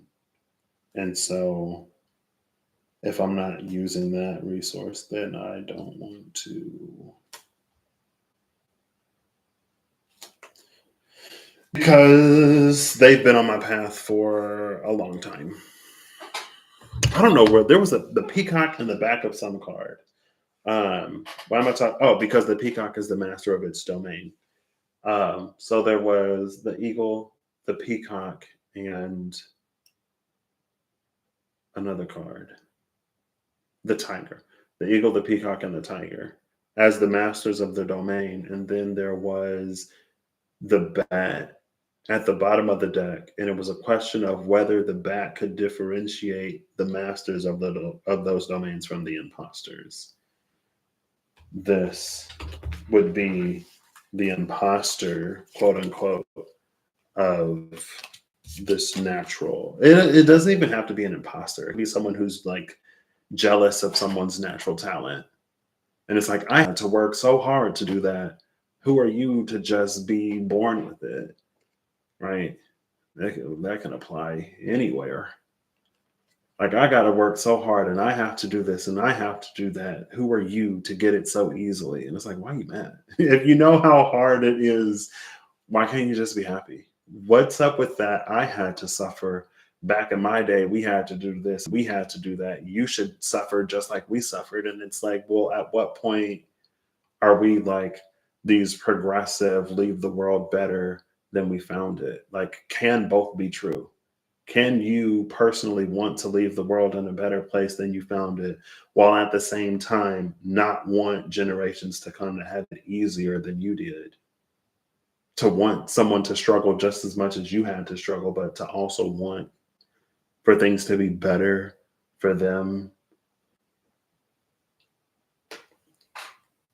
It's a question. Anyway, that did come out yesterday, I believe. I believe it was yesterday. But those three masters. Why did I say that? Because the peacock. That's why. Anyway, again, there's a protection on that anointing by the divine. The divine will provide for and will protect those, especially those who operate within their divine uh, right. If you do stuff to earn consequence, we are not immune to the consequences that we earn. If we are the aggressor in that Five of Swords, we're not immune from the butt whipping that follows because we asked for it. We're the ones that go looking for trouble, and then when we find it, we operated outside the realm of our protections. When we operate outside the realm of our protection, we are not um, owed that protection. We may still find ourselves protected, but we're not owed that protection because we're the ones that make the choice and decision to do whatever. So anyway, I do love the Seven of Pentacles here though, because this is, again, that's the determination, the grit. It's what, like talent, genius only makes up for a certain amount of talent. This is the hard work paired with this natural ability. That can lead to this Mars creating some like wonderful things. Maybe there's some healing that had to happen. Because again, this is Mars being able to flex its own heart and push these swords out. Not only does it have the muscular definition, and it also has the ability to flex those muscles individually to get it to work out, whatever. Good as new, better than new, maybe. And so maybe there is again, but it feels like it falls under that Saturn, all of the coaching that Saturn was doing for Mars. So instead of us like being self-destructive, we become self-generative. We learn to put that energy in places that will give back. You know? Mars is, oh, there's the Hierophant again. Hierophant again. Hierophant in the Five of Pentacles. Now, this Hierophant and Five of Pentacles after, if we no longer have access to, it's just like it falls like it's under the umbrella of the dark within the light within the dark of that Cobra. What we trusted in and believed in for whatever reason.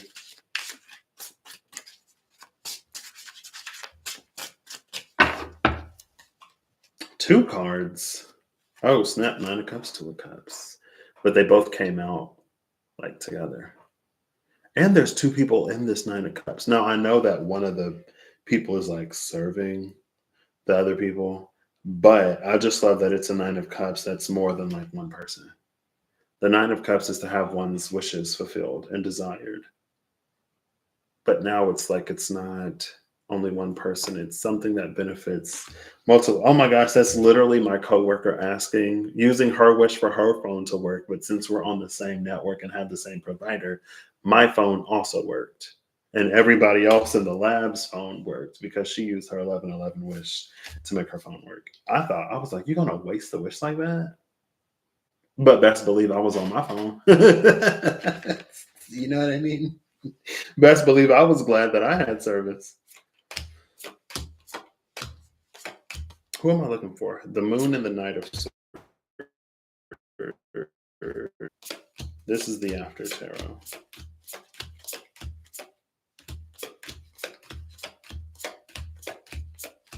Pulling from the top of the deck.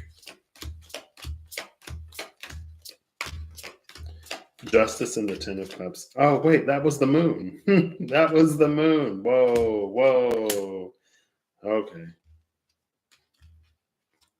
The Emperor and the Moon.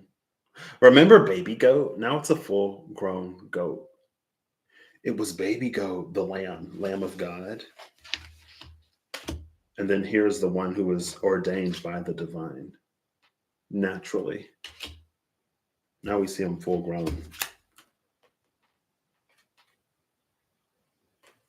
I was just pulling cards and I was like, wait, that was the moon. That's the card I was looking for. So because of that, we also see the Eight of Swords. The Eight of Swords is still at the bottom of the before tarot.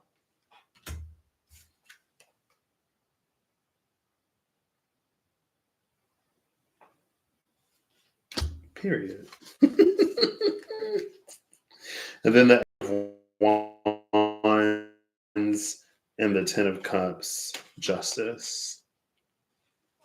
Justice, Ten of Cups before tarot, or after tarot. Now, the Eight of Wands was before a card. I don't remember now. The Eight of Wands was before a card in the before tarot, and there was the salamander in the clouds. The salamander that we see or saw in the Ace of Wands. When I mentioned this full-grown snake here,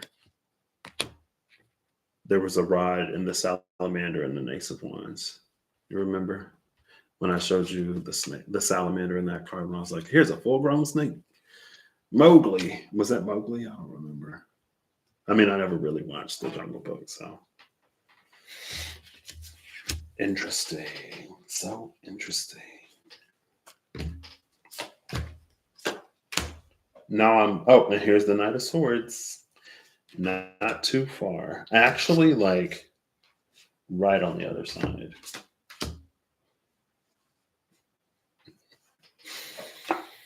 We have the Knight of Pentacles after the card after, and the card before is the Eight of Swords. So I accidentally put it on the table. But it sits right here. So this Eight of Swords expands the window. Expands the window and it spans the window. Bottom of the deck is the Six of Swords. See, this Six of Swords to me clarifies that Seven of Swords energy wasn't the Seven of Swords energy. It was the Seven of Swords. It was the Nine of Swords at the bottom of the before tarot with the Seven of Swords and the Two of Wands. And it was the energy of like, because those nine swords was too much on the mind, the Seven of Swords was actually like lifting one's mental load. We see two swords left in the boat as they carry four swords onto the land. Typically in the Seven of Swords, we see two swords left. That's why I'm like, it's a correlation to that. And we saw the Two of Swords in the Vice Versa Tarot. And I talked about why I like the Two of Swords sometimes. Because it's when our intuition defies logic and defies reasoning and defines our apparent reality. And I also love that like they've landed. The journey is over and you don't have to take everything with you. Which plays into the energy of sacrifice. Again, sometimes we have to sacrifice one thing for something that we want, even if the thing that we're sacrificing is loneliness, or if it's unhappiness or uneasiness. To get what we want, or to get where we're going, things change.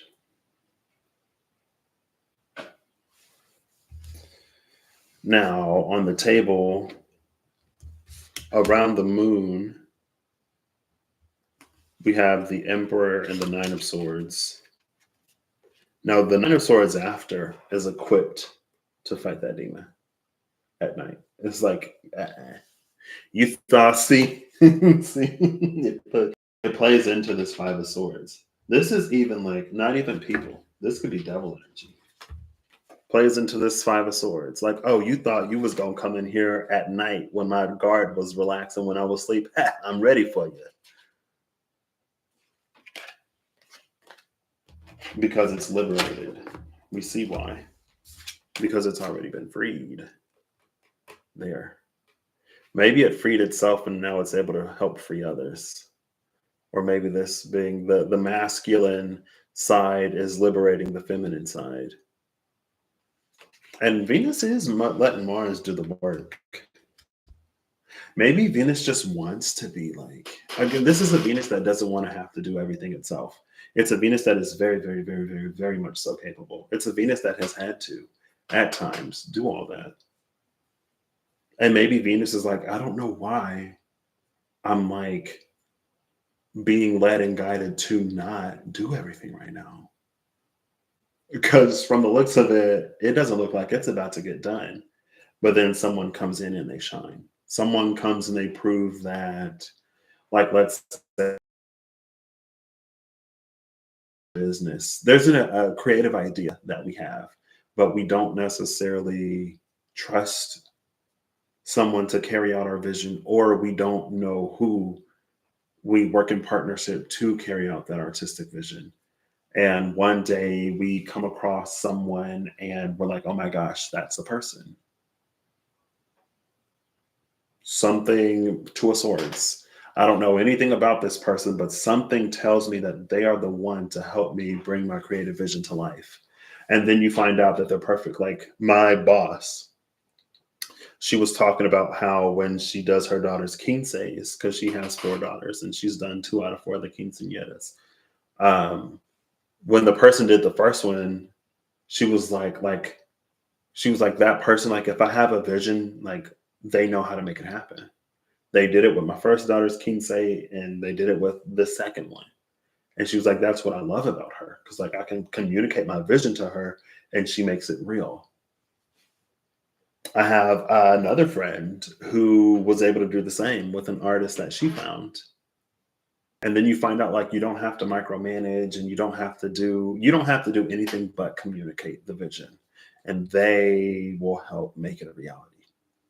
Just like you saw it in your head. Maybe you can do it for yourself. You know what I mean? Maybe you're the type of artist who can like do your own art. But it's that's the external thing that happens that proves that validates that like why am I being guided to not do anything? Because there is someone trustworthy in your life or in your environment now, and they will show it to you. And you don't even have to ask. Maybe you know, but not necessarily. Um, Maybe you don't even have to ask. Maybe they just naturally, you can tell that, again, maybe it's part of the natural ordination here, the natural gift, talent, and ability. Like it's a page of swords, but he looking beefy. This is a page of swords that you can tell knows how to use that sword. That ain't ever skip arm day or leg day or any day. Again, that page of swords has the muscle definition, tone, and ability to push some blades out of their heart, to unpierce themselves, to unbreak their heart because they love their self. Unbreak my heart. You know that. It's also interesting that this emperor comes out with the moon because I mentioned it earlier in this video, I'm pretty sure. The emperor just came out with the sun. It was strength, the strength that came out. Strength, the sun, the Eight of Pentacles, and then the emperor. But now here's the emperor with the moon. Emperor energy again, regardless. Oh. Oh. I didn't even catch that. Emperor, moon, moon, emperor.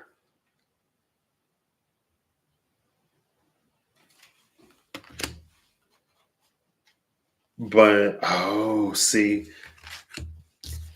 it came out with the Knight of Swords. It was the moon and the Knight of Swords here. We don't have the Knight of Swords, but we have this Nine of Swords that is capable of fighting that battle.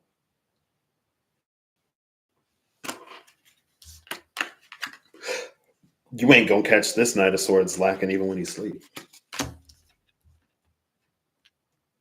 And again, because this is happening at night, because this is happening when this person should be asleep, I don't know why there's these like opposing energies that are trying to catch this emperor, trying to catch this Mars when Mars is vulnerable.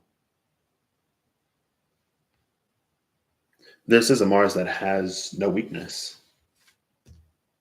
It has no, it's an invulnerable Mars, but it's not invulnerable because it's not emotionally available and it doesn't have that, you know what I mean? Like it's capable of an emotional vulnerability, but it's not weak.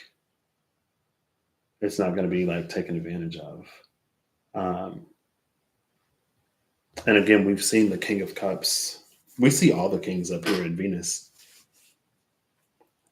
but we've also seen that King of Cups. It's the Mars that can be emotionally vulnerable and not feel weaker.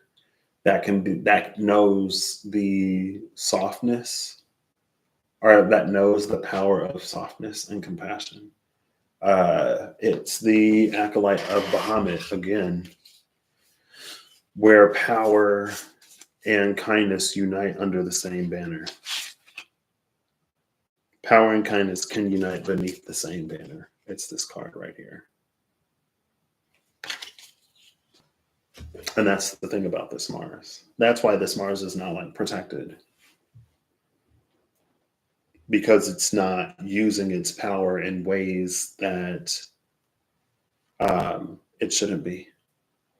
Again, it's the revealer of, or the expeller. This tower is the expeller of false kings, and the tower is Mars. It's like, have you ever had someone in your life that, without being asked, shows you a truth?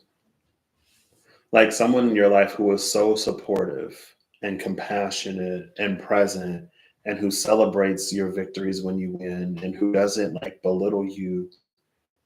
And one day you just think, or you know, like that's what love is. There's someone in your life who shows you what love is. And then you go, oh, so love isn't the mistreatment that I've been suffering while I'm being told that it's love. Or it's someone who, like, let's say that you have a bad taste in your mouth about this or a spiritual group. But then one day you meet someone who is like truly kind, generous, compassionate, and caring, and you find out that they belong to that spiritual group. And maybe they don't like try to convert you or push it down your throat in some way. They just embody that love, compassion, and kindness. And you go, oh, okay. So that's the truth of what that thing is. And it's not what someone calls themselves or proclaims themselves to be by name or in title, but that it's like, again, like you just see the truth of it. That's what this emperor does. As a page, as this page of wands that is focused on its own thing, moving with a conviction in an area of complete obscurity, marching to the beat of its own drum very steadily, but carrying this whatever that reveals the truth. That's what this Mars is. And Venus just, again, she just like, she is to observe. Because in the Emperor card, the Ankh is given by Venus. Venus has the power to amplify through her fertility. But we don't want, Venus doesn't want either to amplify energies that it doesn't want to see in the world, right? Like if Venus is the mother, like to give birth continuously to things that it doesn't want to see versus to give birth to things that it does, right? It's like how sometimes we can be like, oh, the world doesn't need more of this or the world doesn't need more of that, but we ourselves can be a source of it in the world. Like the world needs more compassionate people, kind people, but we go out into the world and we are menaces. You know what I mean? And so we bring more of that energy into the world. It's like the world has had enough of that energy. Maybe the Empress is like, maybe I will never find. And then on that day, she finds Mars, who is. And she's like, there should be more of that. Let's collaborate. Anyway. And the Seven of Pentacles did come out with Mars.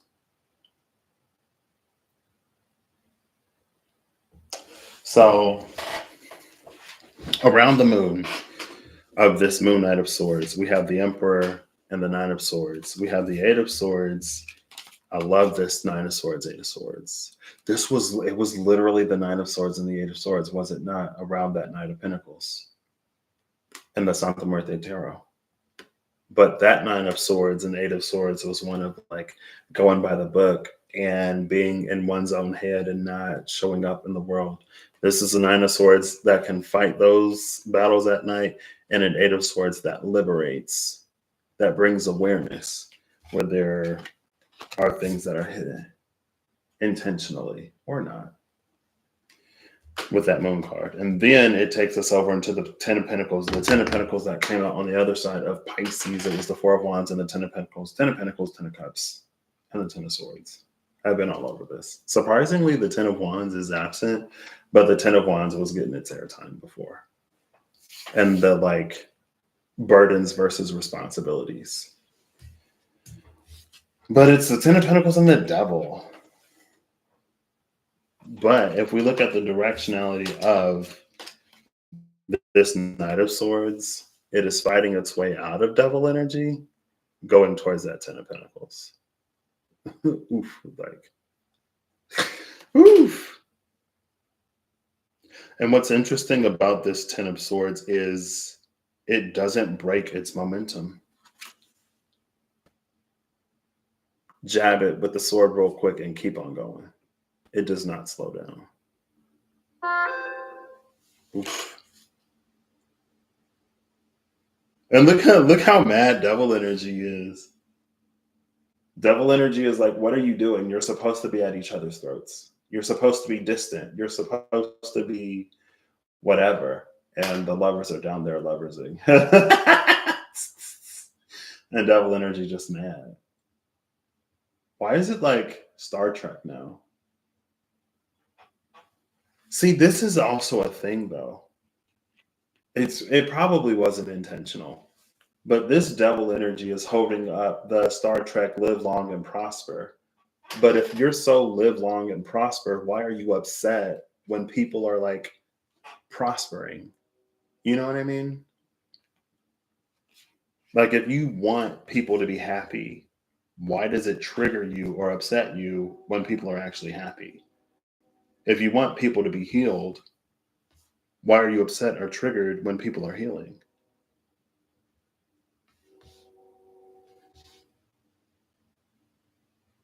Sometimes even we can think our intentions are good. And, we get triggered, right? Maybe we're feeling insecure about whatever in our own lives, and it makes it difficult for us to be happy for other people. But at the same time, it's like, girl, like, if you really love or care of someone, you should be able to be happy for them, regardless of your situation and circumstances in life.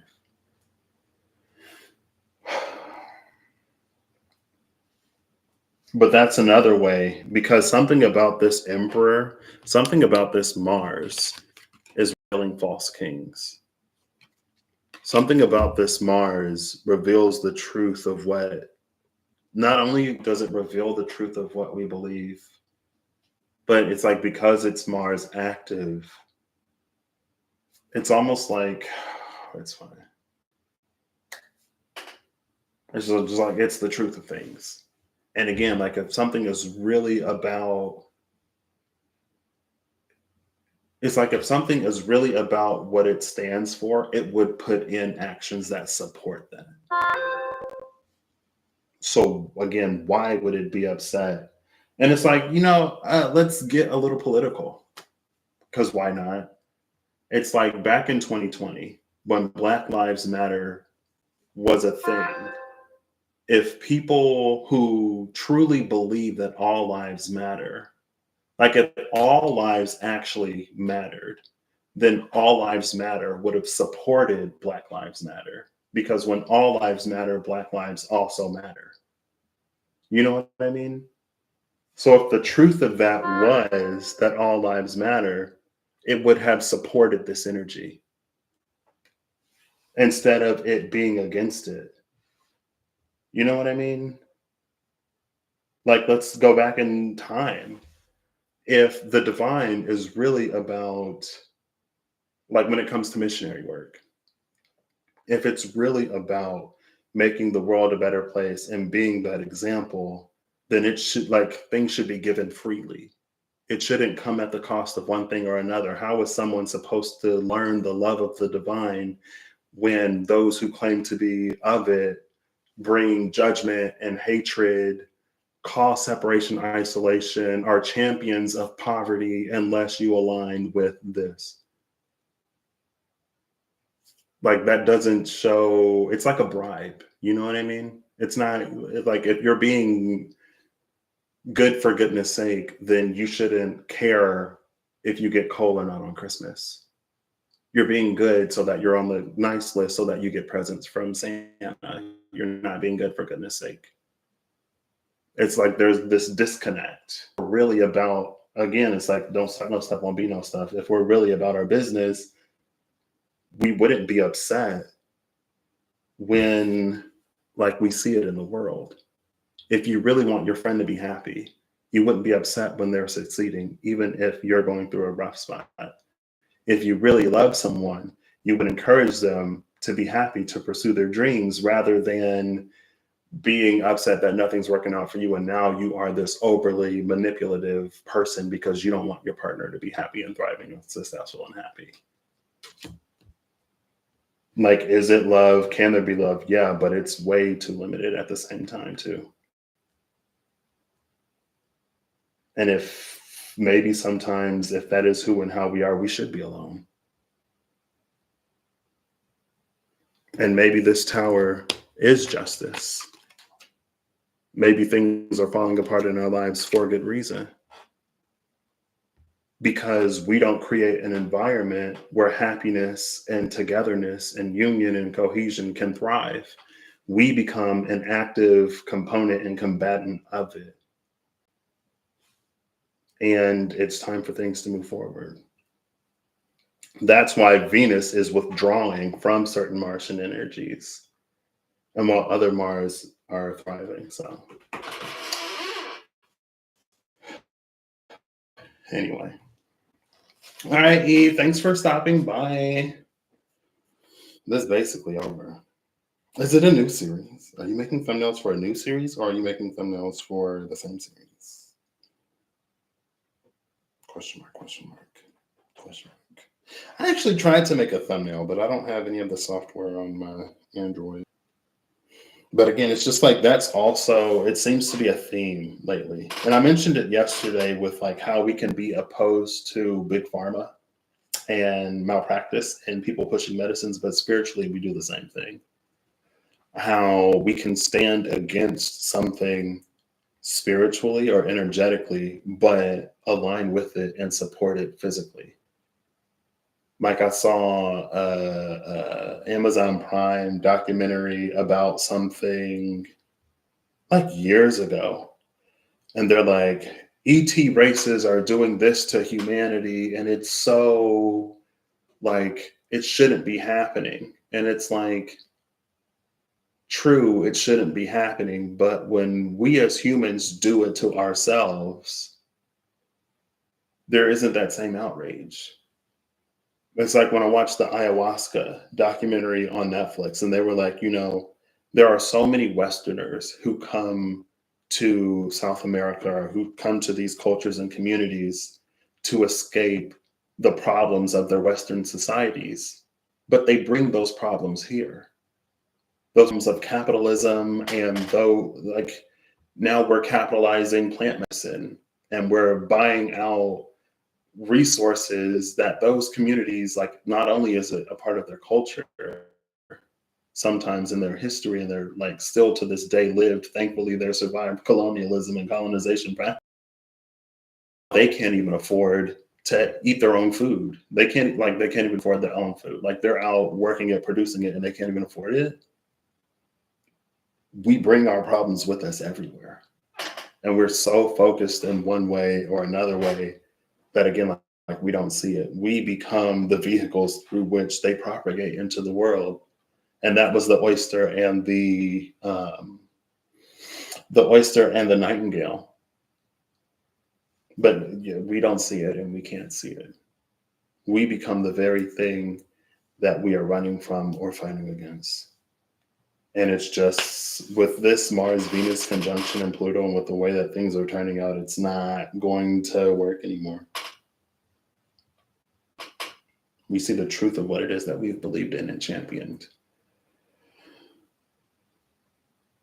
And it's something that I've seen in a way, again, like when I first saw it, I was like, oh my gosh, what is this? But then when I thought about it, I was like, oh yeah, well, the cards came out. It's an opportunity to see the truth of it and to do better and to do right by each other. Again, it's an opportunity to truly stand in solidarity with one another in action, in deed, in the 3D, and more than just words. And then here's that Page of Wands again. The Page of Wands literally popped out of everywhere for the masculine and the feminine, for Mars and Venus. And we have this energy where they stand together. The Nine of Pentacles into the Ten of Pentacles, the energy that precedes the Ten of Pentacles. And the Ten of Pentacles is here. And it upsets devil energy. Sometimes devil energy hides behind the pulpit. Sometimes devil energy is the one that is preaching in one way love and compassion, but in the same breath spreads very much so the opposite. It's like how you preach in love and compassion, but at the same time, you're using the same logic to justify some of the worst things we know of human history. How can we be so vicious and malicious and contemptuous to one another under the belief that we're showing love? It's like, you know what I mean? And again, we live at a time where to call it out is to be seen as the source of it. To bring it to the light of awareness is to be seen as the cause. And as like childish and funny as it is, you know, like that, oh, he who smelt it dealt it.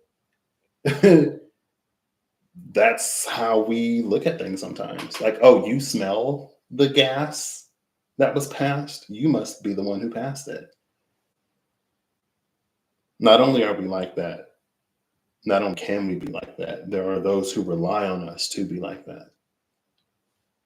And it serves to be the source of further division.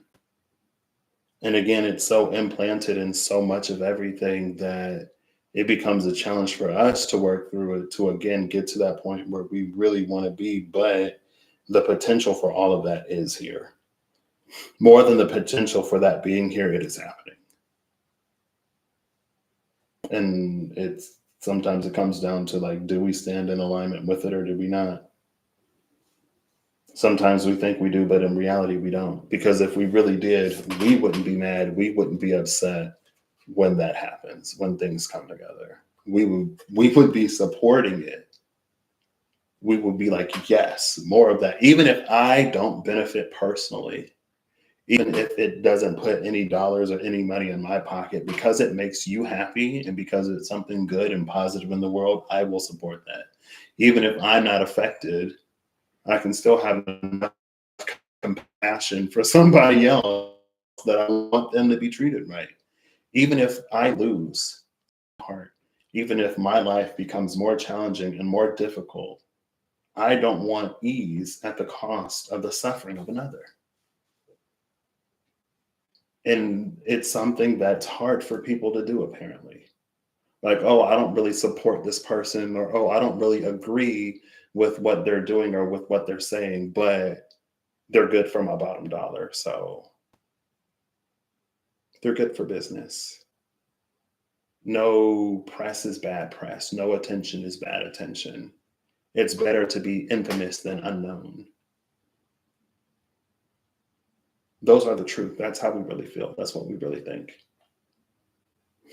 And sometimes, again, we think that we are so whatever, but that's also the truth of what's being revealed to the world and in the world.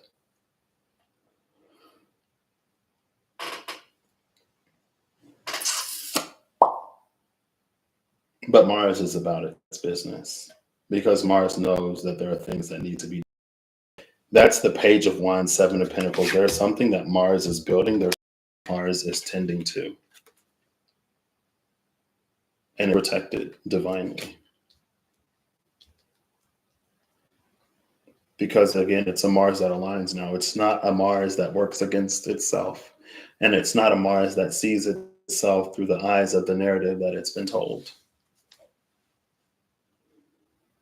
And Venus will see that Mars in action. The world, the natural energies in the world will back and support those who move forward in those ways. Because that's what we've been manifesting. That's what we've been asking for.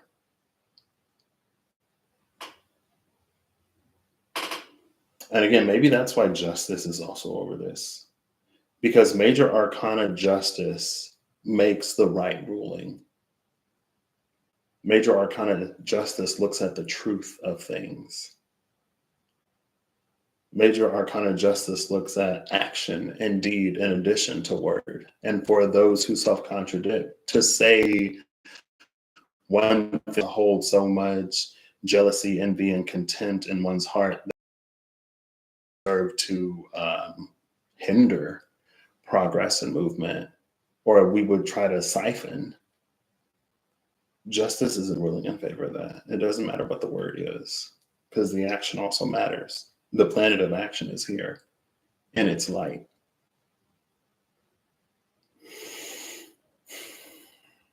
And that's just the time it is. It's Aquarius. The conjunction is happening in Aquarius, degrees away from Pluto. This is the age of Aquarius that we've all been manifesting.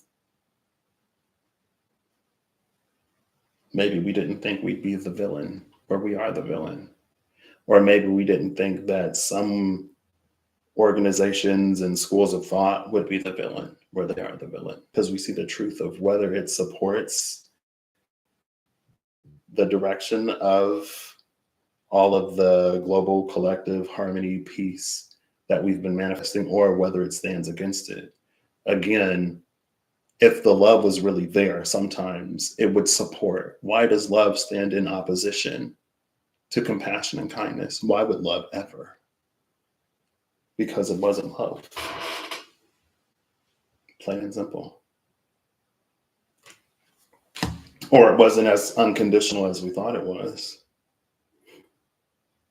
Just like that, like, I support you conditionally as long as you're not doing better than me energy. If it turns on you as soon as you start to do well, it wasn't unconditional. Or it was unconditional under the premise that you don't do too well, because now you're seen as a threat to them. And we're supposed to live in a world of abundance beyond competition. There's a beauty in the words we speak, but sometimes our character is lacking. And it just is what it is. You know, we're human, so we can grow and learn and do better. We don't have to stay there forever. But we also have to be open to doing better. We have to be willing to face the truth of who we are and where we are. Because all this energy of pretend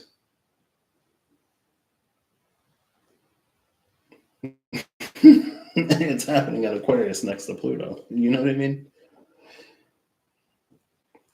Divine feminine and divine masculine are coming into union as Venus and Mars conjunct. Yeah, but they're conjuncting in Aquarius next to Pluto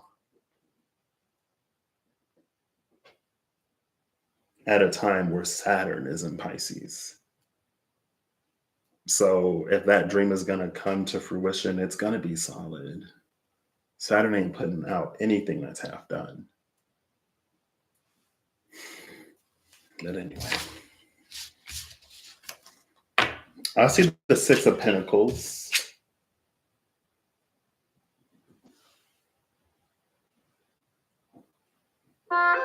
Now upright. Okay. Anyway. I mean, with all this tower energy and stuff here, I'm not surprised. Oh, this is the wrong deck. This is the wrong deck. I'm about to put after tarot on top of the before tarot.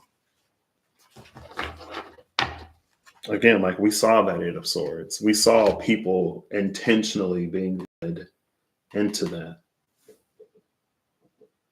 People otherwise intentionally misguided and intentionally misdirected.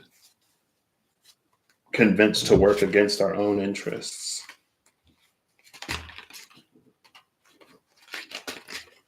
And as long as any one of the seven deadly sins are there, we'll gladly do it. Be it greed, be it envy, pride, lust, sloth, whatever. It's like, oh yeah, I'll do it. We want to break down and ask for forgiveness, but it's like, are we asking for forgiveness? Are we upset because we're truly genuinely upset? Or is it because like it's not paying what we thought it would pay? Is it because everything's coming to the light that now we feel sorry? And that in and of itself reveals a truth.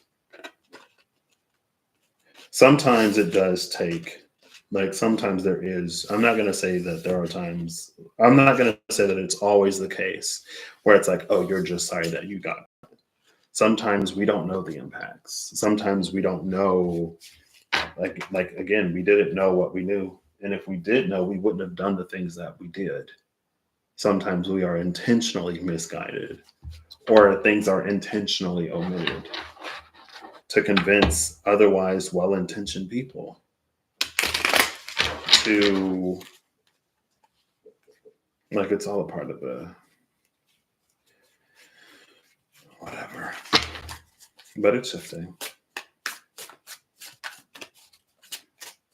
You know, which is the beauty of the times that we live in now, which is the beauty of being able to have these conversations where we can like call it out as it is, even if it's uncomfortable, even if we don't want to be the person who like did this or did that.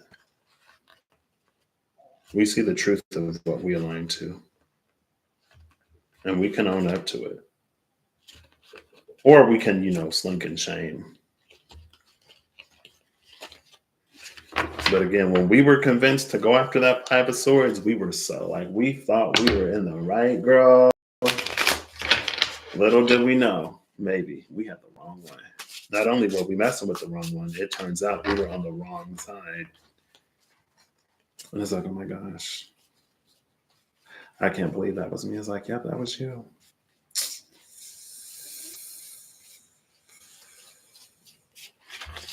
You didn't know any better. You weren't told any better.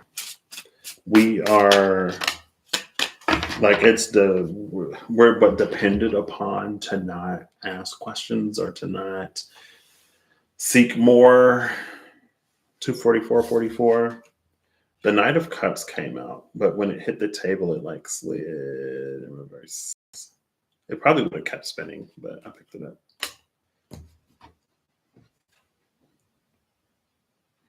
I don't know if this Knight of Cups is giving me physician heal thyself energy,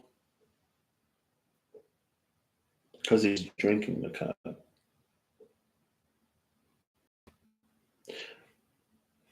I don't know if the Knight of Cups is always like this. Not only are there fish on his jacket, on his coat, but he's giving me Hermes because of the winged boots and because of the winged helmet. And Mercury did just transit into Pisces. Now, Mercury shouldn't retrograde Pisces because the sun is in Pisces and it just entered Pisces. I guess depending on how fast it moves. But at most, Mercury is what, a sign before or after the sun. I don't think in Pisces season it's going to get far enough ahead of the sun to retrograde.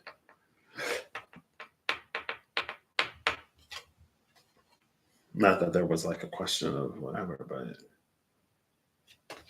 what's at the bottom of the deck? The bottom of the deck is the Six of Swords.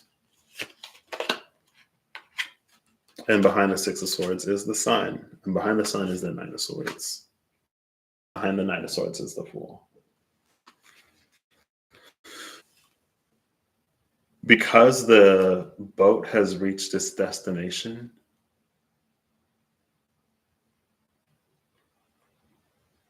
I don't know. There's something about the Knight of Cups drinking that cup and this boat no longer needing to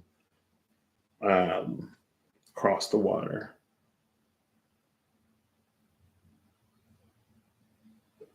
But also, as the horse of the Knight of Cups is poised to step foot into the water, these people are moving on to the land.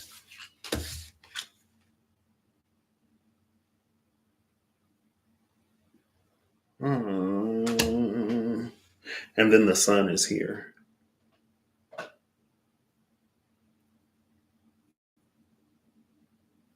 And again, this is another card where there's one person typically depicted, but we see two. There are two kids here. Just like we saw two people in the Nine of Cups and two people somewhere else.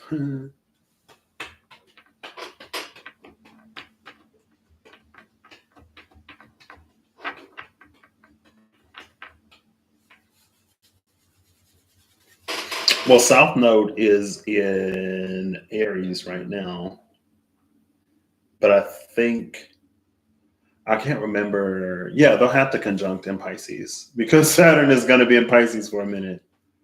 So that conjunction of Saturn in the South Node will happen. I wonder how close to Neptune it'll be. Interesting.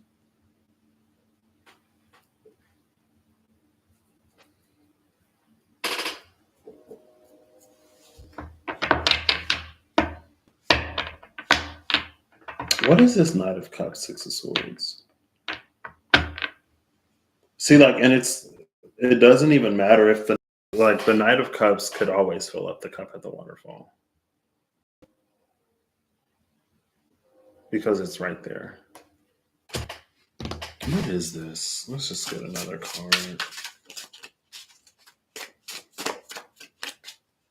Maybe Wheel of Fortune at the bottom of the deck. Maybe this is a moment of self-reflection and evaluation.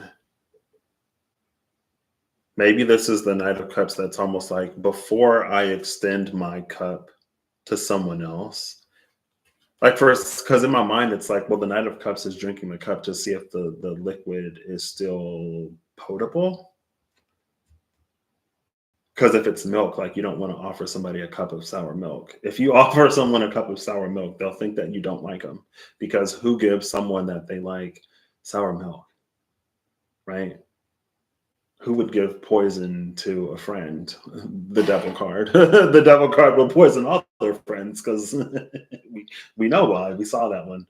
But in a world where people love their friends and are happy for their friends when their friends succeed, it's like, if you like me or if you love me, like, why would you give me something like poison, something that's detrimental for my health?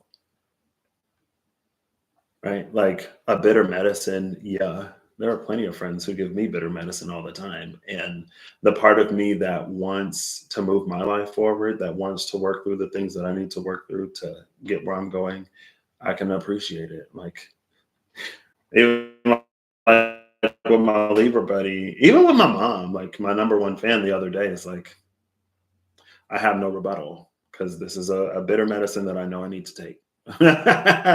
And it's one that I want to take because, again, like, I want to heal. I want to move forward.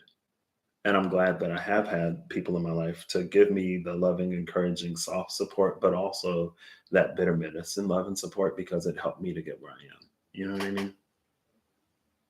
When I reached that point in my life where I was like, okay, it's time for me to actually do better because that other mess, it's not working anymore. So it's almost like maybe this is it's almost like, before you reach out to someone or before you accept a position, be clear on what your intentions are within yourself. So that when it comes time to have the conversation of compensation and intentions, we can be honest. We can honestly know what we want and honestly know what we want to receive.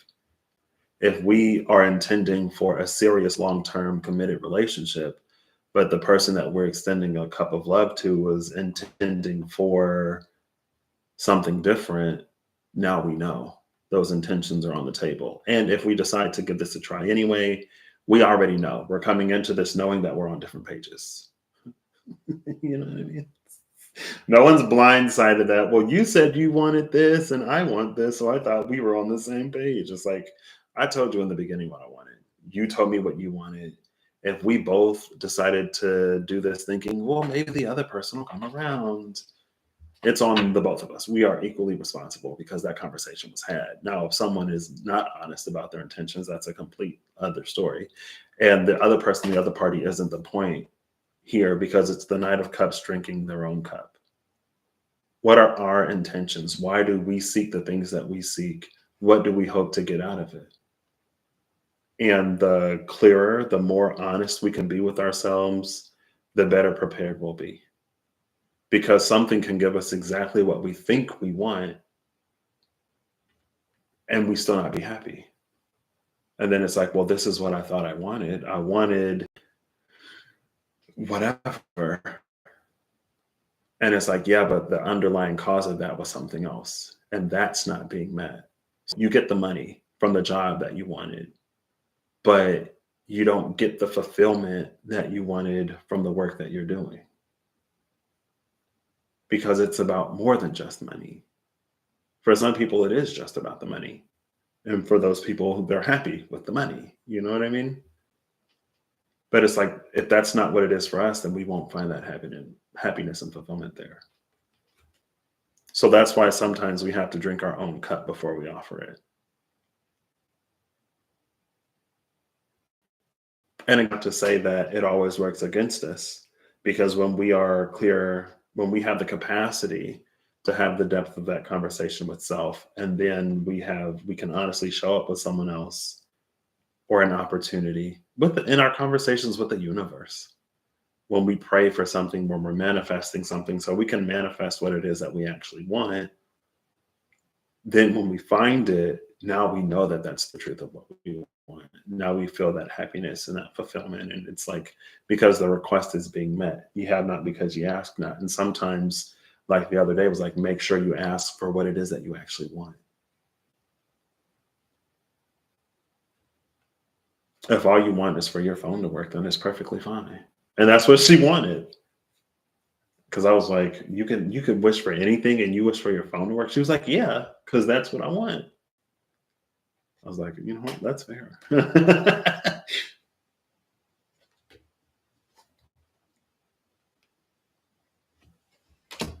And maybe it's because we'll get there. Whatever it is, we'll get there. Wheel of Fortune, Six of Swords, Wheel of Fortune. I think there's also a bigger adjustment here. I don't know how long we were on this boat, on the ferry. Maybe we were on it long enough to adjust to life on the move. Maybe we were on the boat long enough to adjust to life at sea. But now on the land, we're going to have to reacclimate, right? Maybe we lost our land legs or whatever. And we have to, get comfortable with that again. And it's just something to be mindful of. It doesn't make getting what we want any less of what we want. It's just an adjustment. You know what I mean? Just like the energy of that sacrifice. It's just an adjustment. Cool. Also, everyone's like, their books are open. We saw the high priestess reading a book.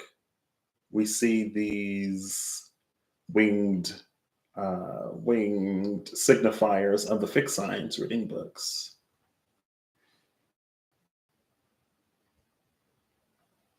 This feels like recognition. The Ace of Swords is behind this.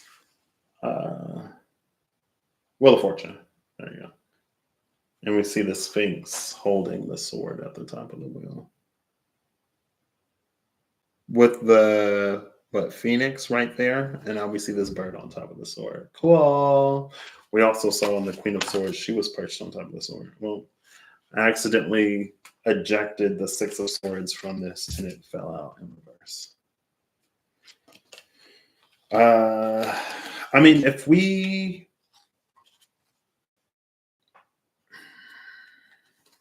it's like it's not backtracking. I was gonna say if we have to like get back into the water for whatever reason, we don't have to judge ourselves. If an opportunity comes and it doesn't, like we find out that it's not everything that we wanted, or if for whatever reason there's like a little bit of a delay, or again, it's like there's a period of reacclimatizing that is to be expected. And it doesn't have to be anything more than what it is. Oh, look, there's our King of Wands. Again, like that King of Wands is being given the wand by the divine. The authority of this Martian energy, like Mars, is recognized and granted authority because it's recognized. It's like, to those with great power comes great responsibility, right? But it's a responsibility. The power is recognized, the responsibility is given. The power of Mars is recognized, and so he's granted that Ankh by the High Priestess. The conviction and power of that King of Wands is recognized, so he's granted the wand by the divine. Page of Wands again. Page of Wands, Five of Wands. This is an energy, it's almost of mourning.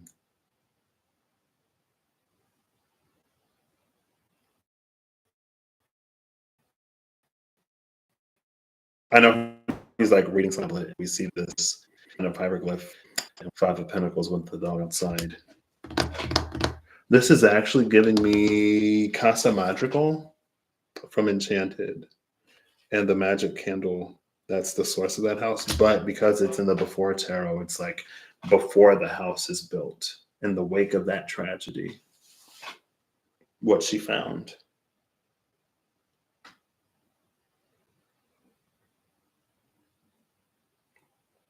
Who's that? Oh, who's at the bottom of the deck? The Knight of Cups.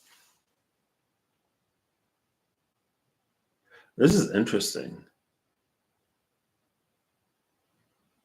because we see here the Knight of Cup is being. Hold on, wait. Let me look at this horse. Okay, I was trying to see if the horse was giving this girl side eye. We see the Knight of Cups being given the cup by someone else.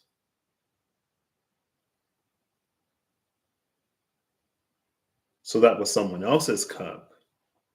And then we have the Nine of Wands under that Knight of Cups. This is the one that is at odds with their shadow. Remember, we saw here she is, the Empress with this big cat after they work their issues out.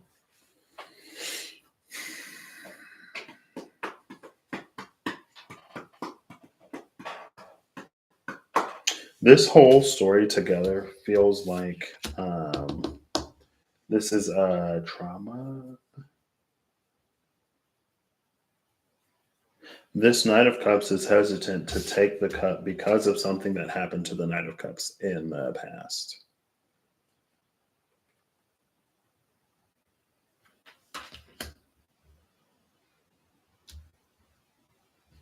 So it's almost a moment where um, we make peace with our grief.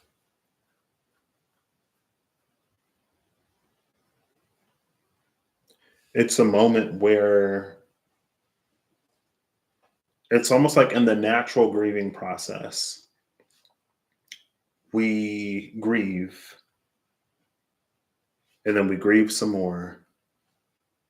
And then it's almost like our grief naturally extends beyond its end. And then when that grief starts to wear on us to the point where we want to like drop it off or let it go, it's like that's our signal that we have grieved fully, right? When it's like when we're ready to almost like go out and live our lives again, when we're ready to put our grief to bed. You know, it's like when you cry or when you have that good cry, you cry it all out, you let it all out. And then at the end, when it's like there are no more tears left to cry, or when you've cried all the tears that are for you to cry, it's that like, okay, now I can pick myself up, or now I can rest. Now I'm ready to go to bed, and then um, move forward from there.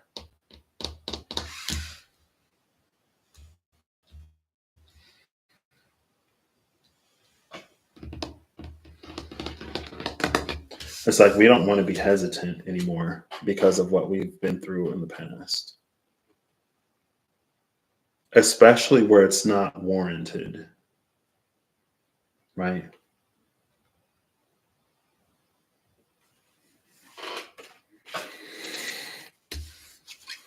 It's like when we can tell that like something is good for us, it's that moment when we're like, okay, like I no longer want to miss out on opportunities.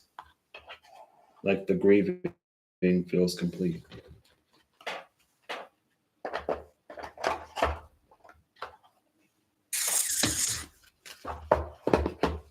Cool. Mars is like, I'm gonna shuffle these back into the deck. Almost like emotional. Well, I'm not surprised. Mars, being Mars, carries a lot of weight that its line of work doesn't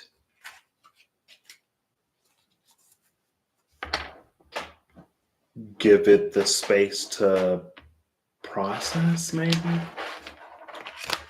right? Like it's almost like even if something is deserved, Mars, there's still a weight to that. You know what I mean? It's like a doctor. It's like a healthcare provider. It's like anyone who is in a field where sometimes there are highs, successes, and sometimes there are lows. And when the lows are so emotionally heavy and charged, like healthcare provider, healthcare field is just like, it's almost like, in my mind, one of the pinnacles, especially like, you know, when you fight and like when there are wins, but then something goes a certain type of way, like to be the person, like sometimes they grieve with families, but they still have to show up to work and take care of the other people who need help. You know what I mean? It's like there's a heaviness about the line of work that um,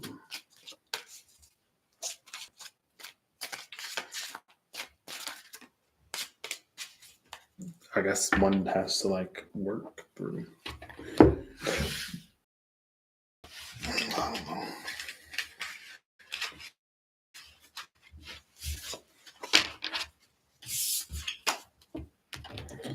No, here we go. I almost put the in between tarot and the vice versa. Oh, I just ate, but I'm starving. What did I eat? I don't know. I got some like a sandwich and some soup. I'm really excited for this soup and sandwich. Mm-mm, mm-mm, mm-mm, mm-mm. Excuse me. Ho, ho, ho. Mm, mm, mm, mm,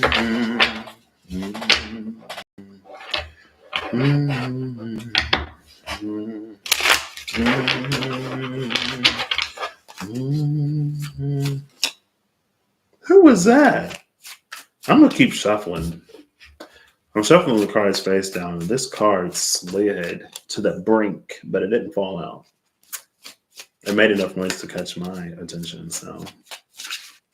Oop, almost put a little too much bend in these.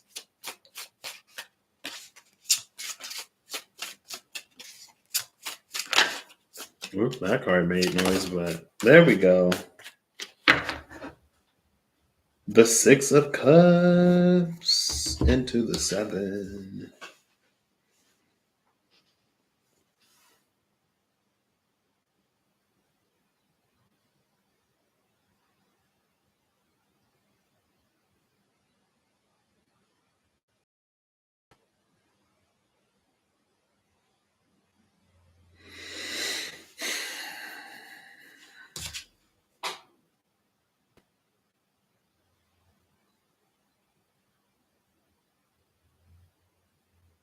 Interesting.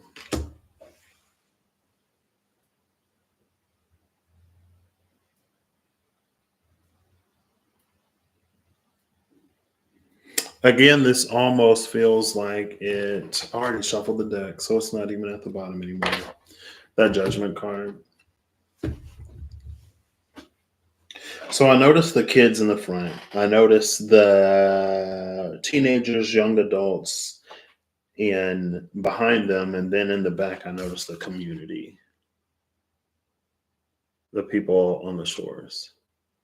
I also see their shadows behind them. Who's at the bottom of the deck? Bottom of the deck is the Knight of Swords.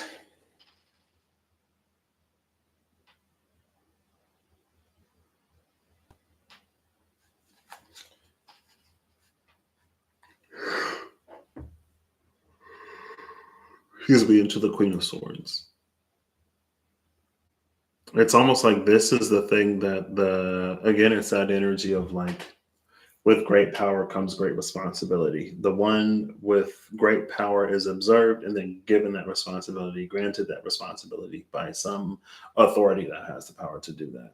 Like, this is how this Knight of Swords gets its crown and becomes the King of Swords.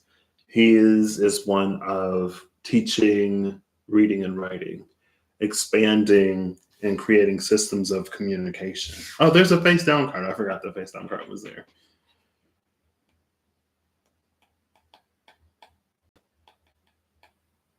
And we see the horse of the clouds.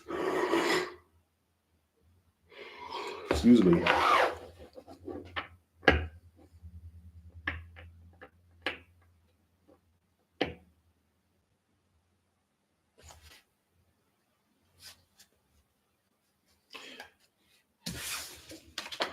And then the star into the moon, which was one of our clarifiers, is behind that.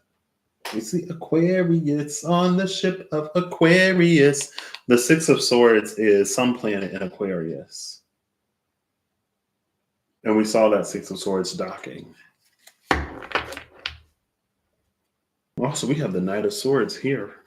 It was the Knight of Cups before, anyway.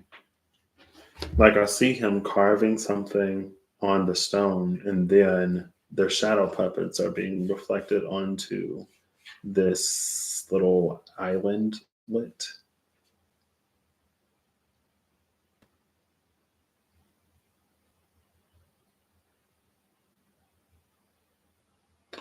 It also seems like they switched places back here, but behind them, that's his shadow, and that's hers, kind of.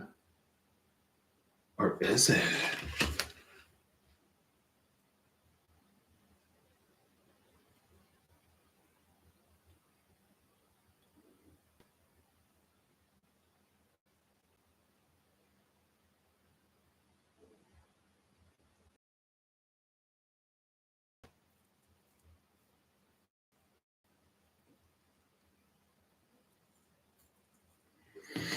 Mysterious face down card is the Hermit. Ooh. The Hermit into the Wheel of Fortune.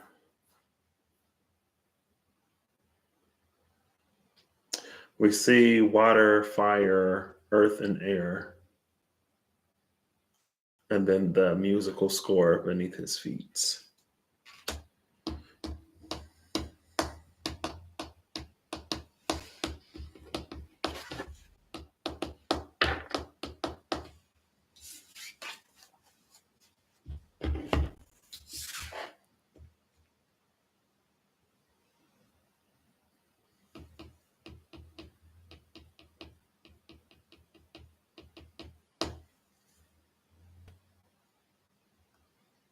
Honestly, I don't know what this is. I feel like I don't have the capacity.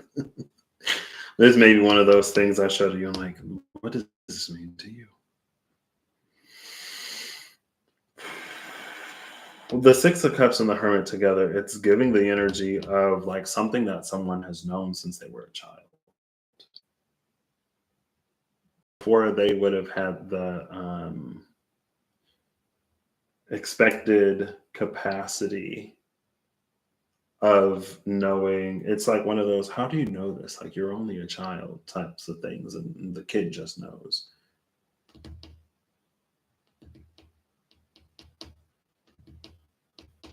And then at some point, they share that knowing.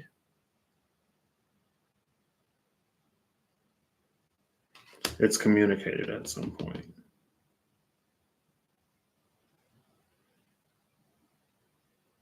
It's shared. And so, yeah, there were all these people on the shores. There are these people that the Knight of Swords is creating the system with and or educating, sharing this information with.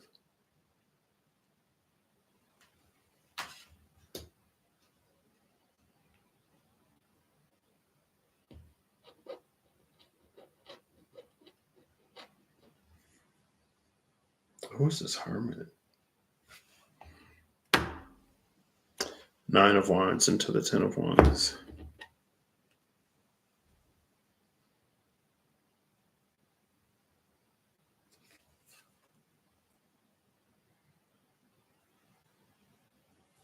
I feel like there's like a low-key heavy energy here.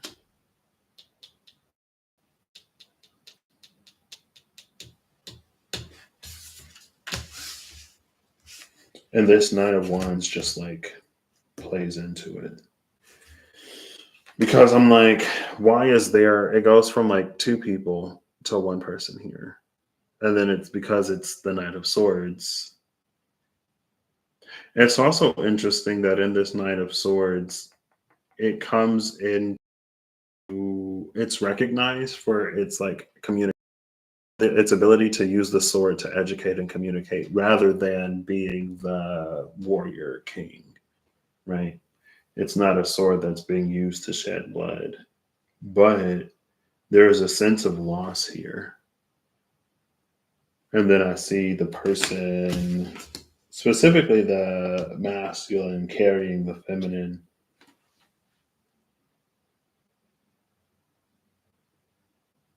And these like extinguished torches.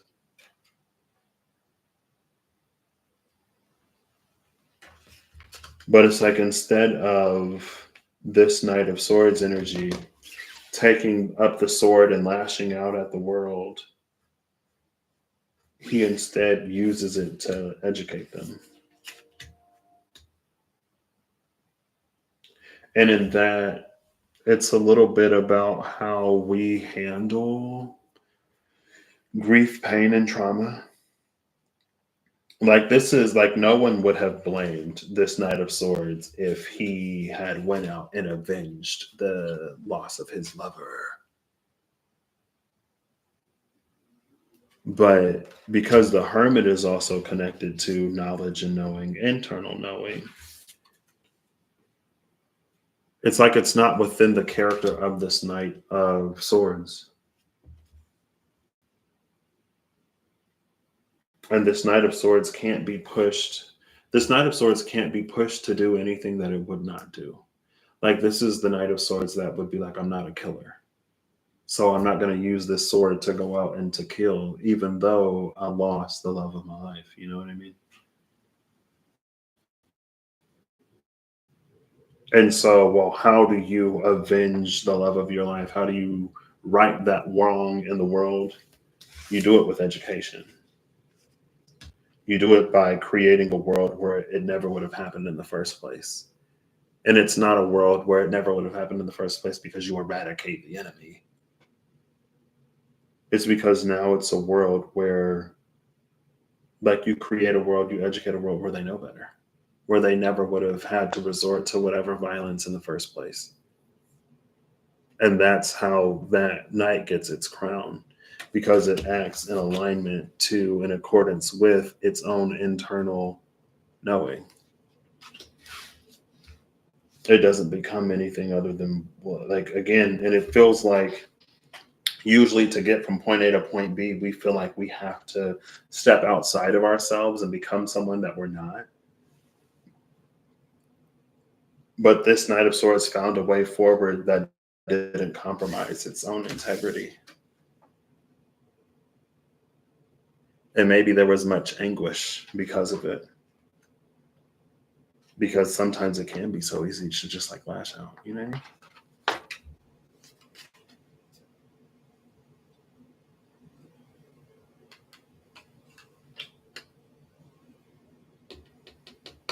That again, that's also why this Knight of Swords would be, because there are enough people, the story has been told enough of the one who has lost love to violence, and so who perpetuates more violence, who puts more violence out into the world, who keeps the circle turning. And it never puts an end or it never puts a stop to it. It's the one who inflicts the same pain that it suffered onto others. It's easy. This person is recognized because they choose a different path. They hold on to the person that they've been since they were a child. It's not tainted, corrupted, or lost. And it's like at that point, of course, you would recognize that Knight, you know what I mean? Of course, that Knight of Swords would be recognized. But I also love this because it's moving the world forward in this way, in this direction that it's never been in before. It's almost like it's such a different way. Again, it's such a different way to handle like loss and grief, especially at the hands of someone else. It's so easy to be twisted, contorted, and distorted by that pain. But then, and because that night wasn't, it leads to the creation of a world that's desired, but like better. Cool. That's the in between tarot. There we go.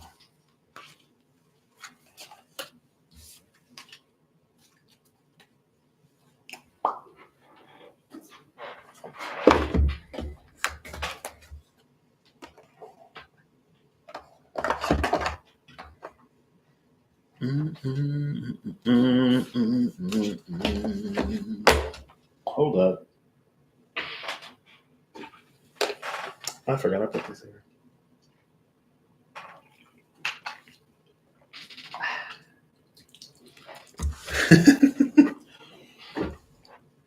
All right. Now the vice versa tarot. I'm going to put all of these cards into the deck face down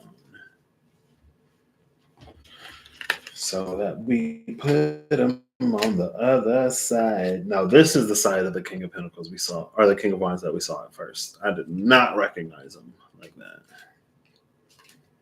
apparently. And I was looking for thrones too, but since his throne was made of rods, I guess I didn't. When I was flipping through the deck real quick, my brain didn't compute it. Oh, that's the side. This is the side of the Tower and the Page of Wands that we saw at first too. This is how they came out. That's how we saw them.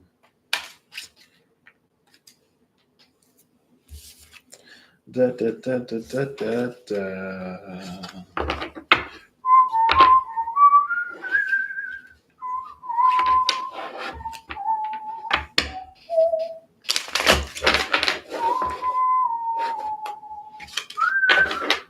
Oof.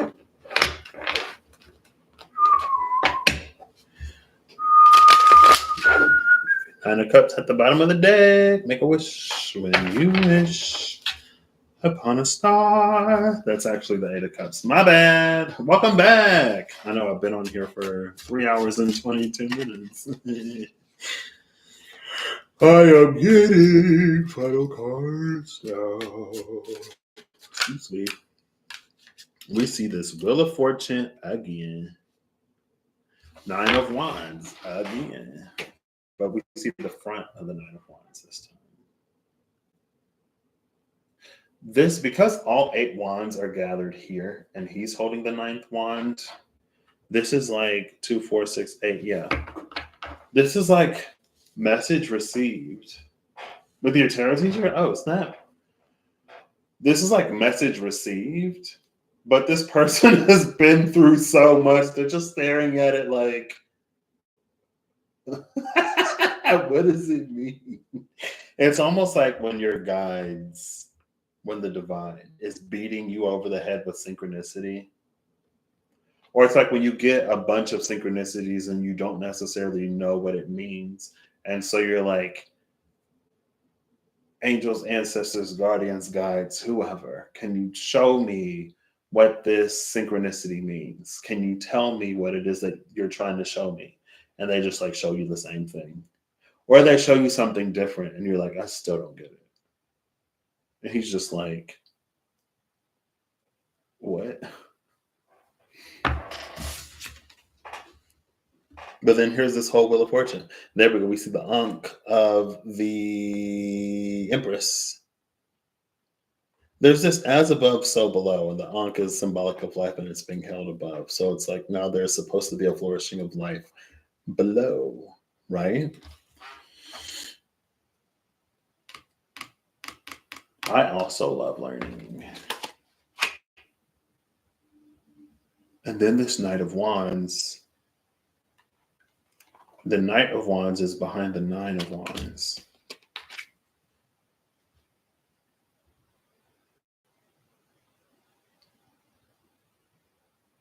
It feels like, so we've seen the Emperor and the Tower, and we also saw the Page of Wands with the Tower. They felt like they were kind of sort of directing or causing the Tower. This Knight of Wands feels like it's following wherever the lightning is striking. That's where it's going.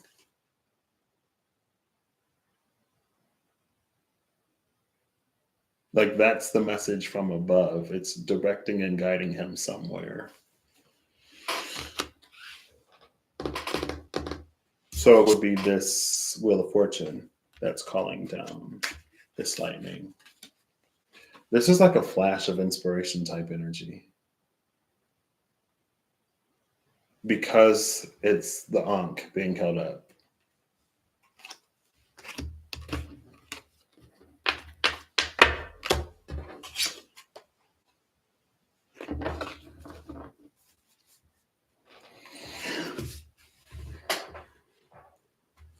Excuse me. Where was this? This was the bottom of the deck, right? And this was the card that came out. Or no, this was the card that came out. This was the bottom of the deck. We saw enlightenment yesterday. That was the purple. It could be.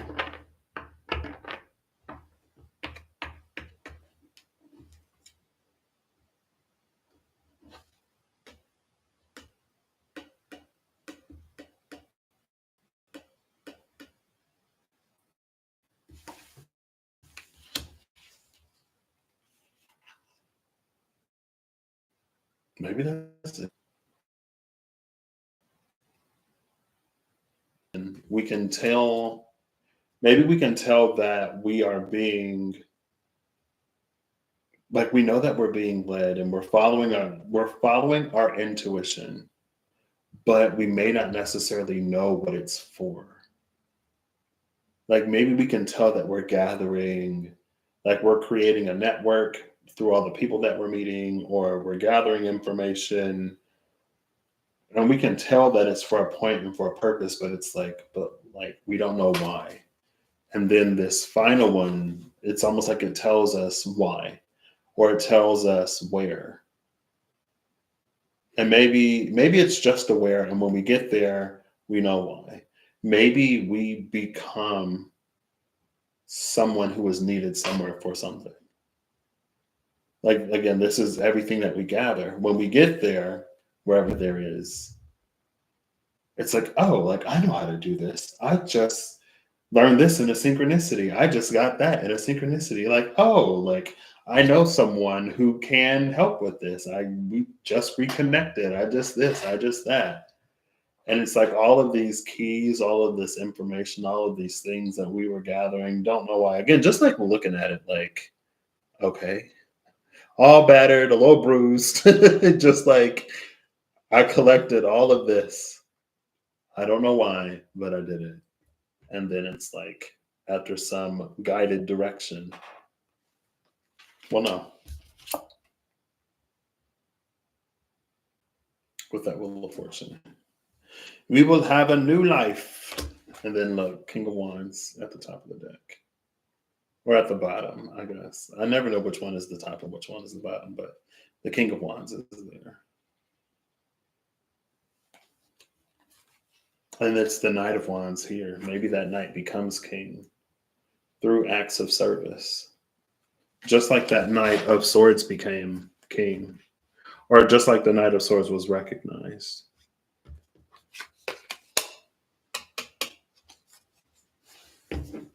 But that was the Tower, right? The Tower was the expeller of false kings. And maybe a false king is just one who will perpetuate to the point of stagnancy. So rather than things unfolding into something progressive in a direction that we've all been manifesting and convinced to manifest in a way that we want, because, you know, who doesn't want peace and harmony this day and age? Who really wants war? I guess the people who still feel that they have something to benefit from it. But like, who really wants that this day and age?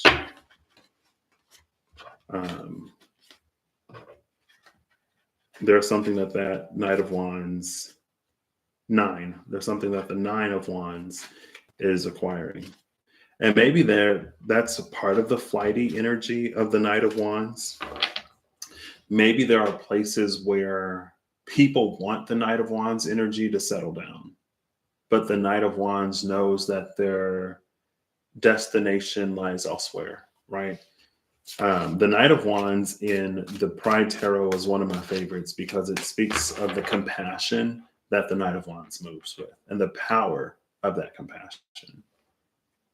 And it speaks of the advocacy of the Knight of Wands.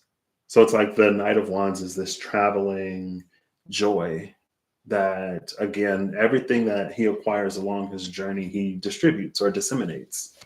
And so in the presence of the Knight of Wands, things flourish. Just like the Queen of Wands, her light is what helps those sunflowers grow. And people want that Knight of Wands energy to stay. But the Knight of Wands is like, I got to keep going. And maybe that's the that player uh, fast and loose shadow of Knight of Wands, because it doesn't root where people want it to root. But the King of Wands that was at the bottom, eventually the Knight of Wands will find that place where they build a home where it's meant for them to.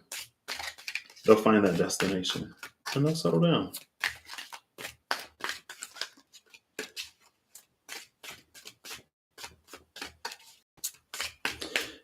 The Knight of Wands it would be like in people's lives for a reason in a season, but not for a lifetime, until it is for a lifetime. We have Justice. Is this not the very first card I saw in this deck? It is not. It was a different Justice card. And I'm pretty sure it had the scales in the right hand and the sword in the left hand, and the sword was up and the scales was empty. Bottom of the deck is the Knight of Cups. This Knight of Cups is everywhere, but Knight of Cups, mutable. Knight of Cups, mutable water, Pisces season.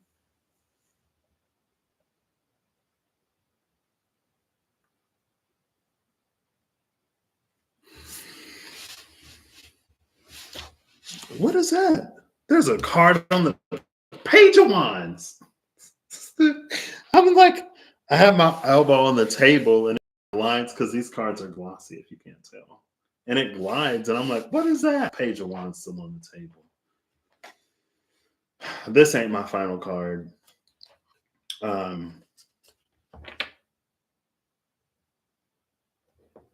We saw, the last time we saw the Knight of Cups, the saga of the Knight of Cups is interesting because of how the cards came out. With this Justice and the Knight of Cups, this would be the Knight of Cups being offered a cup that aligns with its healing. First, we saw the Knight of Cups drinking a cup. Usually the Knight of Cups offers a cup. So I was like, this Knight of Cups is drinking the cup that it's supposed to be offering in the after tarot. But then in the before tarot, we saw that the Knight of Cups was actually given that cup by someone else. But when the Knight of Cups was given that cup, it had a flashback to a previous experience with the Knight of Wands that we keep seeing, with the Knight of Wands. And it's almost like there was a point in the Knight of Cups life where it didn't want to have that hesitation to receiving cups from people. There's a reason why hesitation. And we saw that in the Page of Wands. Oh, Page of Wands. In the Page of Wands and the Five of Pentacles. Now, because Justice is here with Knight of Cups at the bottom of the deck, this is a cup that the Knight will want to receive.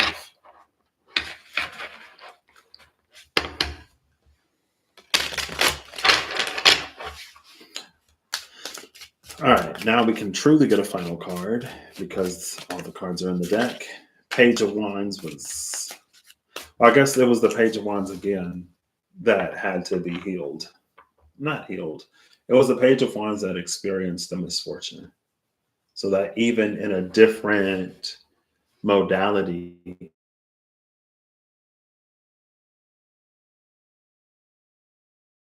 that event was felt.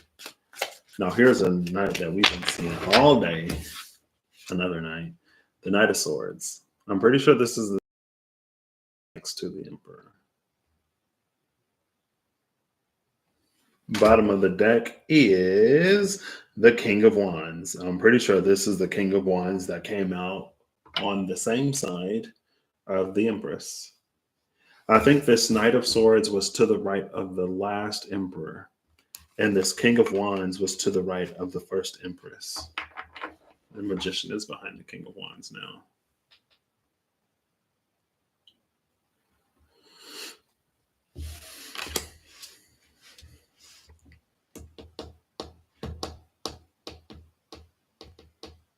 Yeah, because there's a little salamander at the bottom of the deck, or at the bottom of the card.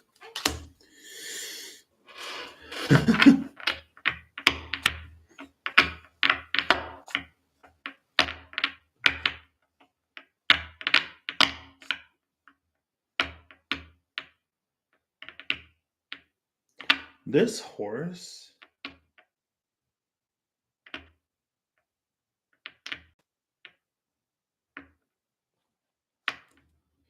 it feels like this horse is moving. The horse looks a little scared to me for some reason. I don't know. It's like so this horse is like, I never ran this fast before. Yeah, that's what I'm like. Like the horse is scared at how fast it's moving. And the knight, this knight is just full steam ahead.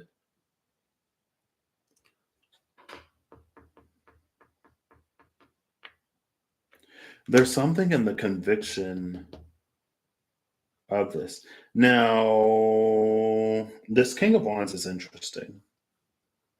The King of Wands is so self motivated, like it has its own motivations and reasonings.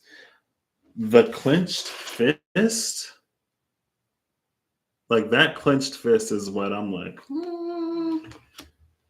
if this is like a positive King of Wands, I love this energy because it is like so self-assured and so self-confident and assured and confident in the direction that it's going, that it can move with that momentum. But with that balled fist, I'm like, oof.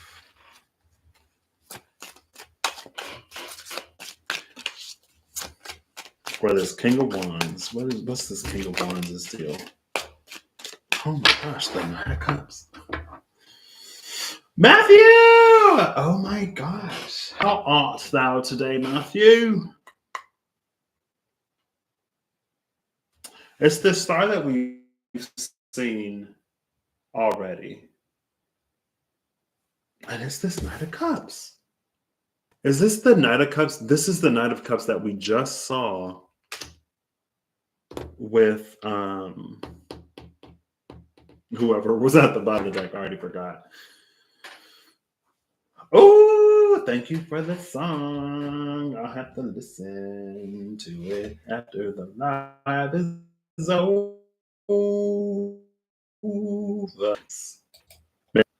Maybe this is the tiger, and that upset the balance. So because the tiger can upset the balance, it has to conduct itself in a certain type of way that lion energy doesn't have to.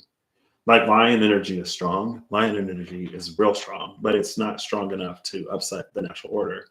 Also, probably because the lion is given the title of the king of the jungle. There are many things within the king besides an uprising. It happens.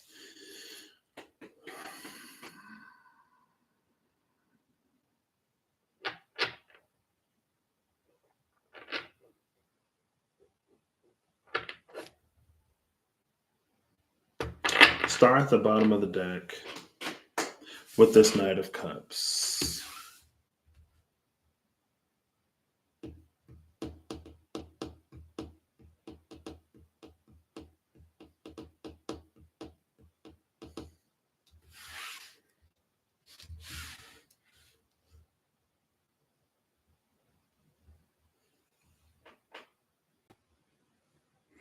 What's on this necklace? I feel like it's starting to set. Like I'm looking at the necklace. Is that like what is that? Is that like a little skull or something? Why does it look like it has a face? Oof.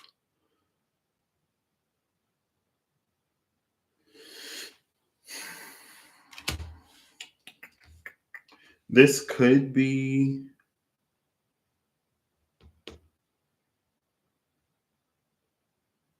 because the Knight of Cups,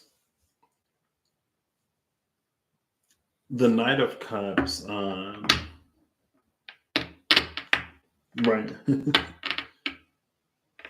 There was something about the Knight of Cups needing to work through the trauma of its past.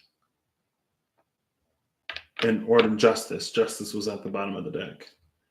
There was something about the Knight of Cups needing to work through its past in order to stand able to receive the cup. I'm wondering if whatever this Knight of Swords, King of Wands energy is it knows that the Knight of Cups is standing receptive, and it's like it wants to be the first in line. It's like, I am not going to miss this opportunity.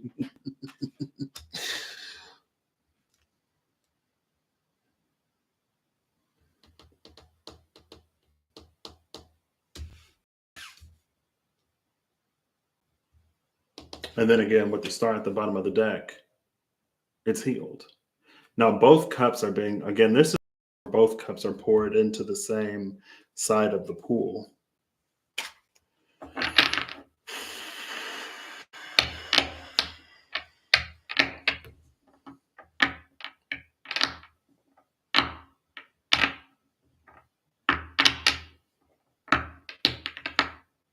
Yeah. See, the horse, this horse is like, it gets to like, you know, and it's like, oof, the water might be cold. This horse ain't got no choice but to go wherever the Knight of Swords tells it to go. And the King of Wands ain't even got a horse. Maybe this is what's that word?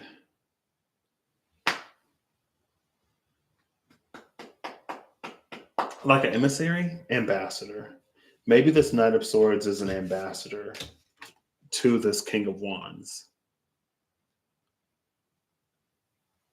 Because the King of Wands can't abdicate. Like the King of Wands can't leave its throne. So it has to send the Knight of Swords. The Knight of Swords is the only knight. The Knight of Swords is the only knight that moves fast enough to satisfy the King of Wands. Even the Knight of Wands doesn't move fast enough. The King of Wands. The King of Wands wants something bad. And it sends the fastest knight it can. Now, heading from the other direction is this slow. It's like it feels like this Knight of Cups is moving slower than the Knight of Pentacles, honestly.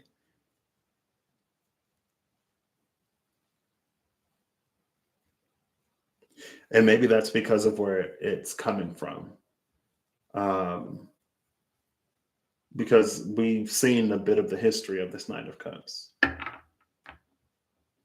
And it's a Knight of Cups because water is so watery. It's almost like this Knight of Cups is in a very delicate situation. Because the past of this Knight of Cups doesn't promote, encourage, support. The past of the Knight of Cups doesn't support the actions that it is taking or about to take. And so there's a lot of like hesitation and trepidation within the Knight of Cups. It's like, yeah, the healing is complete, but if this is the first time that the Knight of Cups is really being,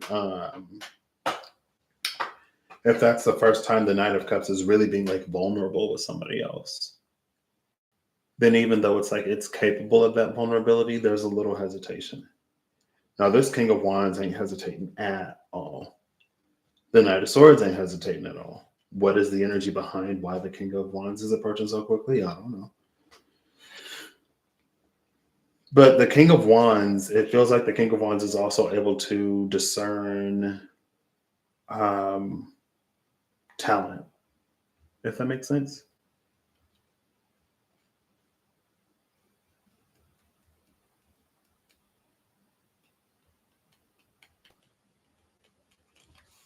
I feel like I need more cards, but this is a double major deck. Our double majors and double court cards. So it's not like I'm going to get like, a minor arcana to give a little color to this. All right, let's do one more.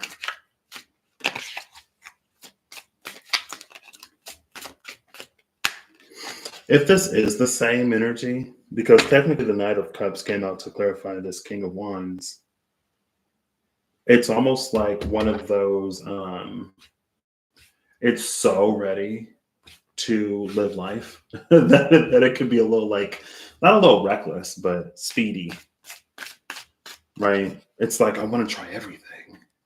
It's almost like, if you grow up, it's almost like people who grow up in like super restrictive households, when they get like freedom, they like get into everything. Not all of them, obviously. Kid in a candy store. It's like a kid in a candy store. Now that whatever that is has been, ooh, girl. See, I told you. It's the lovers. And this is like the sun breaking through the. This is the. This is that what the Two of Cups that we saw. That's that Six of Cups that we saw. It's that on the other side of judgment. Now they're embracing. They got this whole flock of sheep back there. The dark skies are parting. This King of Wands is like, you're good for me and I'm good for you. And this King of Wands like means it. The King of Wands is like, oh, like you're open and you're ready to go. Like even if this King of Wands is not a person, it could be the primed readiness and excitement of the universe and of people in your life, some that you maybe haven't even met yet, to like show you how sweet life is, and to prove, to be like so good and so kind and so much of everything that you want. Like it proves why you went through everything you went through, why you're opening up, why you're vulnerable. It's just like amazing. And it can't wait. Like there's so much anticipation here. It may be like a little off-putting. You know what I mean? Especially if it's like, whoa, like this is a lot. Honestly, it's something that would feel like love bombing is interesting. Because when is love bombing like not a manipulation tactic or whatever? Is it like when it's genuine? You know what I mean? Like if it always, like if it never ends and it's like the relationship isn't toxic, it's just someone who was like, maybe their love language is like gift giving, or I don't know, it's someone, maybe like there's a lot of disappointment that this person or this energy felt. Maybe it's wanted to give and it's wanted to do and it's wanted to be so much, but it was never, there was almost like never a receptacle or a vessel that could accept it and reciprocate it. And so it's never had the chance to do all those things. And then here it's the high priestess. Yeah, it's definitely very much so deserved. Like the high priestess would know that these people are meant for each other. And the lovers is here. Look at all those sheep. Like it again, the sun comes out and parts the clouds. But it's like they may trigger each other in the best of ways. Like I've never had exactly reciprocity. Like I've never had someone give or be attentive. I've never felt so loved by spirit with all of these opportunities that are coming up and with all the people that I'm meeting. I've never felt so abundant. And it's like, it's a little like, especially in the beginning, sometimes it can be a lot because it's so extremely different from what the experience was before.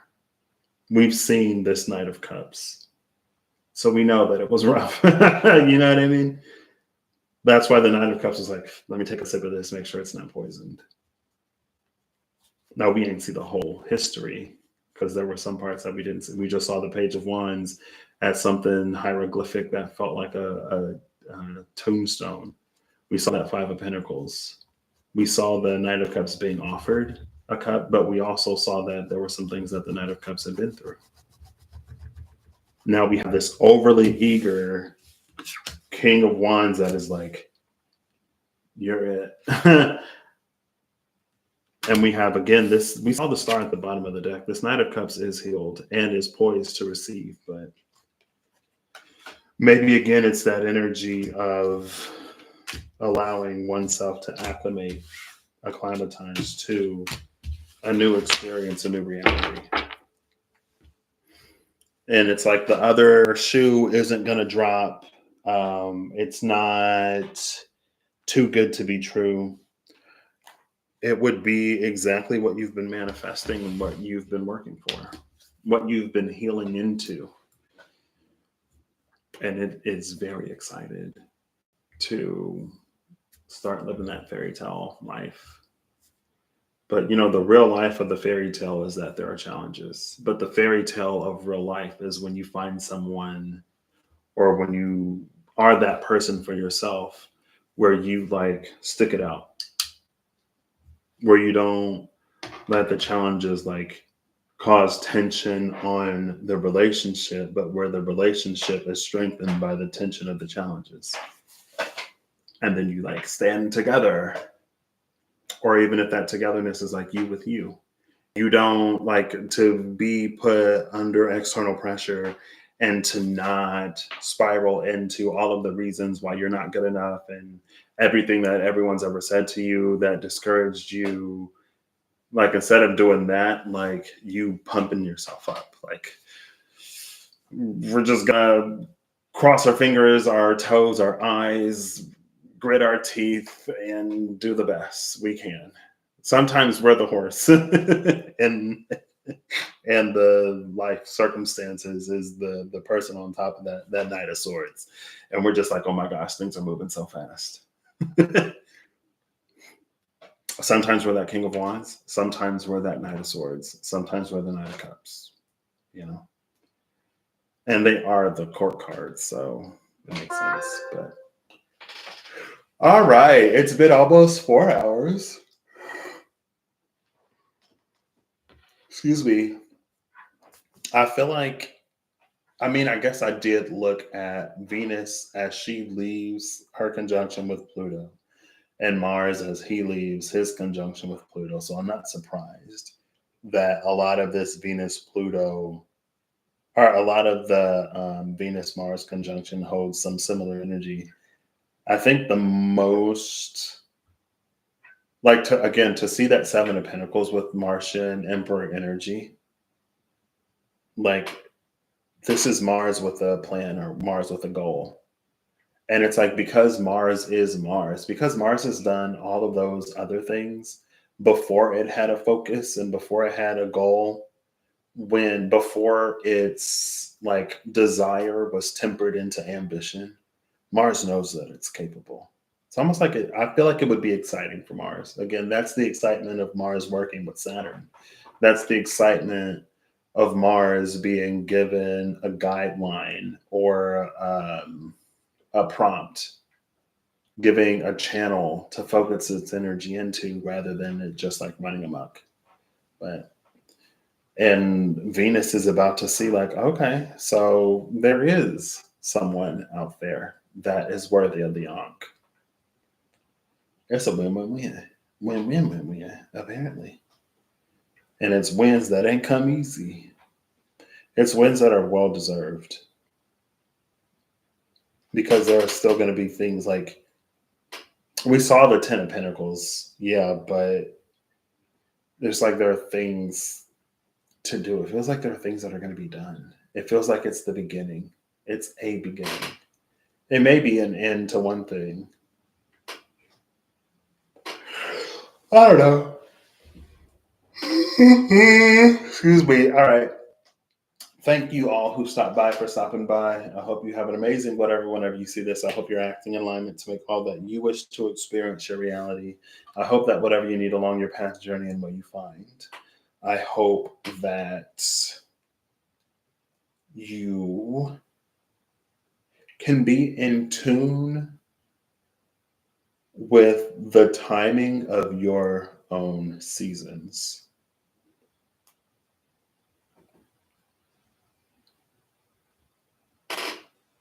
And until next time, see ya. Bye.